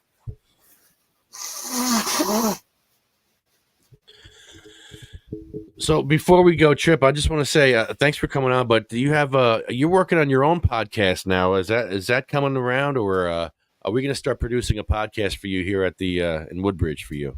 I want to do. I'm going to be doing two podcasts: the Dope on Static X podcast, which is the one I started producing. I'm going to continue to do that. It's a 12-episode format. And then I'm going to do the Trip Eisen podcast. I'm not sure what the name's going to be of that. I'm going to just do my own podcast talking about goofy stuff and things I'm interested in, cereals, maybe, a little bit of this and that. Something just to have some fun. Well, yeah. Like what's your favorite munchie food? Well, cereals, I just love breakfast cereals. So that's your favorite. That's your go-to. Yeah, breakfast cereals are the best. I mean, I eat it for dessert. Like I have a meal that I have cereal for dessert or something. Instead of dessert, I'll have cereal and milk. I'm kind of on a health kick right now, a little bit. I'm trying to eat healthy and do certain things, which I want to tell you about. But basically, just talking about, it'd be fun to talk about cereal. The history of cereal. Like you look at the history when it started, how it was. You know how cereal started? It was for poor people, wasn't it? It was for mental patients. It was in a mental home. Oh, wow. They were feeding cereal granola to mental patients because it was like a health food. It was like, oh, it's helping them stabilize their mental health. And then some guy's like, well, we could sell this to the whole public. But it started in mental hospitals in like the 1800s. And I think it was Kellogg, Interesting. The Food Network or History Channel, History of Food or something. I saw that, but yeah, I mean, I love those documentaries about fast food and all the different wars, and it's just great stuff. But talking about, I mean, I have a cereal box collection. I still collect cereal boxes. I'm obsessed with cereal. It's awesome. What's your favorite cereal right now? Oh, it's hard to pick something. I'm eating, because of my health kick, I'm eating blueberries, so I just get straight up bran flakes, and I just put blueberries and bran flakes. But as far as like right now, my go-to is just Cocoa Pebbles, but I have like generic Cocoa Pebbles, and they're almost just as good. But the best was, for a short time, they had marshmallow Cocoa Pebbles with chocolate marshmallows in it. Oh. Just like the Old Count chocolate had chocolate marshmallows.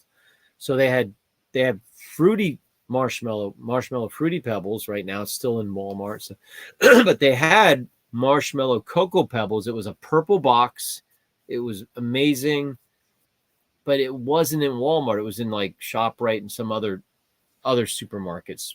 But it was, a smaller box, but it was great. Marshmallow Cocoa Pebbles were amazing, but I think they phased them out. And then what was the other one? There's a couple other really good ones. There's so many good ones, but I like to look back on old cereals from the 60s and 70s. And what the heck, are there any equivalents now? Like there was Baron von Redberry and Sir Isaac Grape. You ever see those? No, what's that? They were marshmallow cereals, and it was like a Baron von Redberry was like a red cereal with red or pink marshmallows, and it was like the Red Baron. It was like a German tri-wing plane on the cover of the cereal box, and then Sir Isaac Grape or I forget what the grape one was, but it was like another guy in a biplane in like a World War I type of motif. Yeah, I remember those. Grape cereal. And then for a while, orange cereal was a thing. Orange flavored cereal. You had Quangaroos with the kangaroo on it. And then they actually made Super Sugar Crisp orange flavored.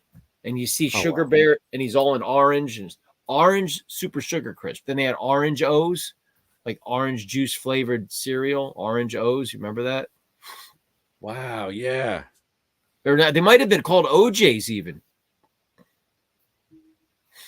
I can't remember. I haven't you got to Google that. But yeah, there was this whole craze of orange flavored cereals for a little while. And it makes sense. Orange cream, orange in the milk, like orange cream flavored, which is the flavor of baby aspirin, St. Joseph's, and you taste that orangey flavor, but the orange cream, like just orange cream Twizzlers. I take them to the movies. You ever see those?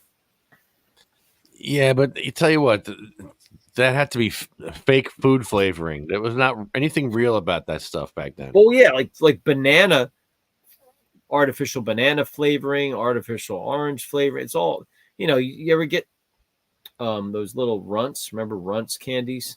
Yes. They were shaped in the shape of a fruit, like the little banana, the little orange, the little cherry, and they had, everything was artificially flavored. But what do you want? You want real flavoring? Yes. How do you extract blueberry flavoring? It's all fake flavoring, but circus peanuts. Ew, no way. Gross. They're banana flavored circus peanuts. They're orange peanuts that have banana flavoring. Terrible. Artificial banana flavoring. They're worse than Peeps. Peeps are great. What do you mean Peeps? You see all the flavors? You ever have all the flavors of Peeps? They got Dr. Pepper Peeps. They're great. Dr. Pepper flavored Peeps, birthday cake flavored Peeps. They have sour Peeps, watermelon Peeps. I mean, every kind of Peep. And then they have cookie dough Peeps shaped like gingerbread men for Christmas. Oh man, it's great. Peeps. I'm sorry, I peeped. Sorry, yeah, I peeped. I mean, when you get Peeps for 99 cents for a double row of 8, I mean, Oh man. but that's what's great about the East Coast. I mean, Peeps are everywhere, but they're made in Bethlehem, PA. Just like, That's right. are you familiar with Tasty Cakes? They're from PA too, right? Yeah, Tasty Cakes. Jersey. Yeah. Jersey. No, they're from PA, Yeah, yeah. but they get them. Parts of Jersey get them, but the Tasty Cakes have certain. Hostess has, there's certain things Tasty Cake does that Hostess doesn't. A lot of those pastry places don't do. But I mean, that's not good. I'm trying to not eat that crap. I'm trying to eat more healthy. Yeah. This is what I do: 1 banana, 1 apple, cup of blueberries, an avocado, 1 hard-boiled egg, a tomato, and some broccoli every day, and then 5 tablespoons of extra virgin organic olive oil, and a little bit of apple cider vinegar with your juice or something, and it helps digestion, it helps circulation. All this stuff will help you, but it's about circulation. And beetroot is the thing.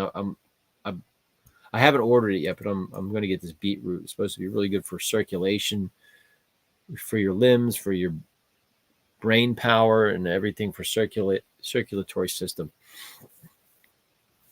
But yeah, I need that. I love beets. Well, this is something different. It's beetroot. It's similar, I think, but it's a certain extract. It's called the one I'm going to order is from the company called Redwood. Uh-huh. I'll send you a link about it. But yeah, I'm trying to get on this health kick. Where I'm trying to eat that banana, apple, blueberries, avocado. It's so hard to keep avocados ripe, though, man. Jeez. You got to keep them up on the windowsill and let them ripe, get them soft. Yeah, yeah. I figured out how to cut them and everything and deep hit them. And then the other thing, a buddy of mine is like, he's given me some of this advice, and he said, obviously, this is something you should do right now. Don't eat anything with anything soybean extracted, any oil, soy oil, or anything like that. No soy. And no flaxseed. Try to stay away from all seed oils and even peanuts. Only eat 2 types of nuts. My buddy told me only eat 2 types of nuts: pistachios and walnuts. So I'm trying to stick to this diet. So it's not too. I'm still eating a good meal and stuff, but all these things are supplemental part of the meals, or for breakfast, I'll have a banana, an apple, and some tangerines I'll have, and some blueberries. But you make that part of your breakfast, or put it with your cereal. The other thing he told me is just don't get any of that defatted milk. Just drink whole milk, because there's something that messes your digestive system up. Skim milk, 1%, 2%. Just drink whole milk. And cut fat and cut those things out other places, but there's something screwy when you take stuff out of stuff. So I've been trying this new thing, so I'll let you know how it goes. I just started it. Yeah, it sounds great. You like eating fruit? Yes, all the time. Yeah, it's good. And the main thing is to cut out the junk. It's hard for me to cut out the junk. Like, I don't eat that much junk food, but it's like, that's the main, you got to try to cut that stuff out or limit it, just really, really limit it. Just give it yourself a treat once a month, eat something, a bag of chips or something once, not make it part of your daily routine, or, just don't buy it. I mean, bread, my dad was told to stop eating bread and pasta because of his heart condition. And bread and pasta, the white bread, white flour, anything we shouldn't be eating. Eat whole grain stuff, all this, stay away from white flour, white rice, white bread, don't eat any of that stuff. I mean, just try to stay away from bread. I mean, eat very little of it and eat only the whole grain stuff. Only eat brown rice, pasta. Try to get the, vegetable-based pasta. All these little things add up. I mean, that's what our grandparents ate more healthy, not processed food. That's what you got to do. I mean, you look on the back, like even like I'm looking at cereal now, trying to get cereal without soybean oil or this or that. Kellogg's actually makes pretty basic cereal. Like you will look at Rice Krispies, it's just like 3 and 4 ingredients. There's certain cereals are very basic. So you look at it, it's not that process. It's just rice, salt, a little bit of salt, a little bit of this or that, but it's very basic, right? Like Rice Krispies and Corn Flakes, that kind of thing. But I can't eat it. I always have to put a little bit of sugar on it. Or honey. I like honey on it too. I always buy honey, but I never eat it right. But it's good to take a tablespoon of honey every day. Even that's good. I got to start doing that. I'm glad you reminded me of that. Tablespoon Take of that honey. with your apple cider vinegar and some honey. That's what you're supposed to do. Mix it together. Oh, okay. Right. I always put the apple cider vinegar in apple juice. Oh, yeah, man. Just put it in apple juice, and it just makes the apple juice a little bit bitter, but not bad. Yeah. But I gotta get on that honey thing. That's good. But exercise, and I hate to exercise. I really should exercise. I need to drop a few pounds, bro. I'm getting fat.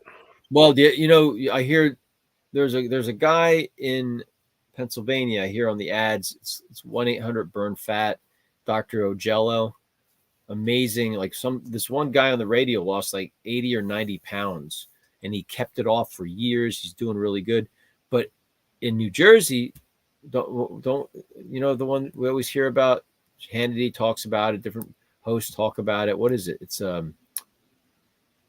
Jersey. What the hell is it? I hear the commercial all the time.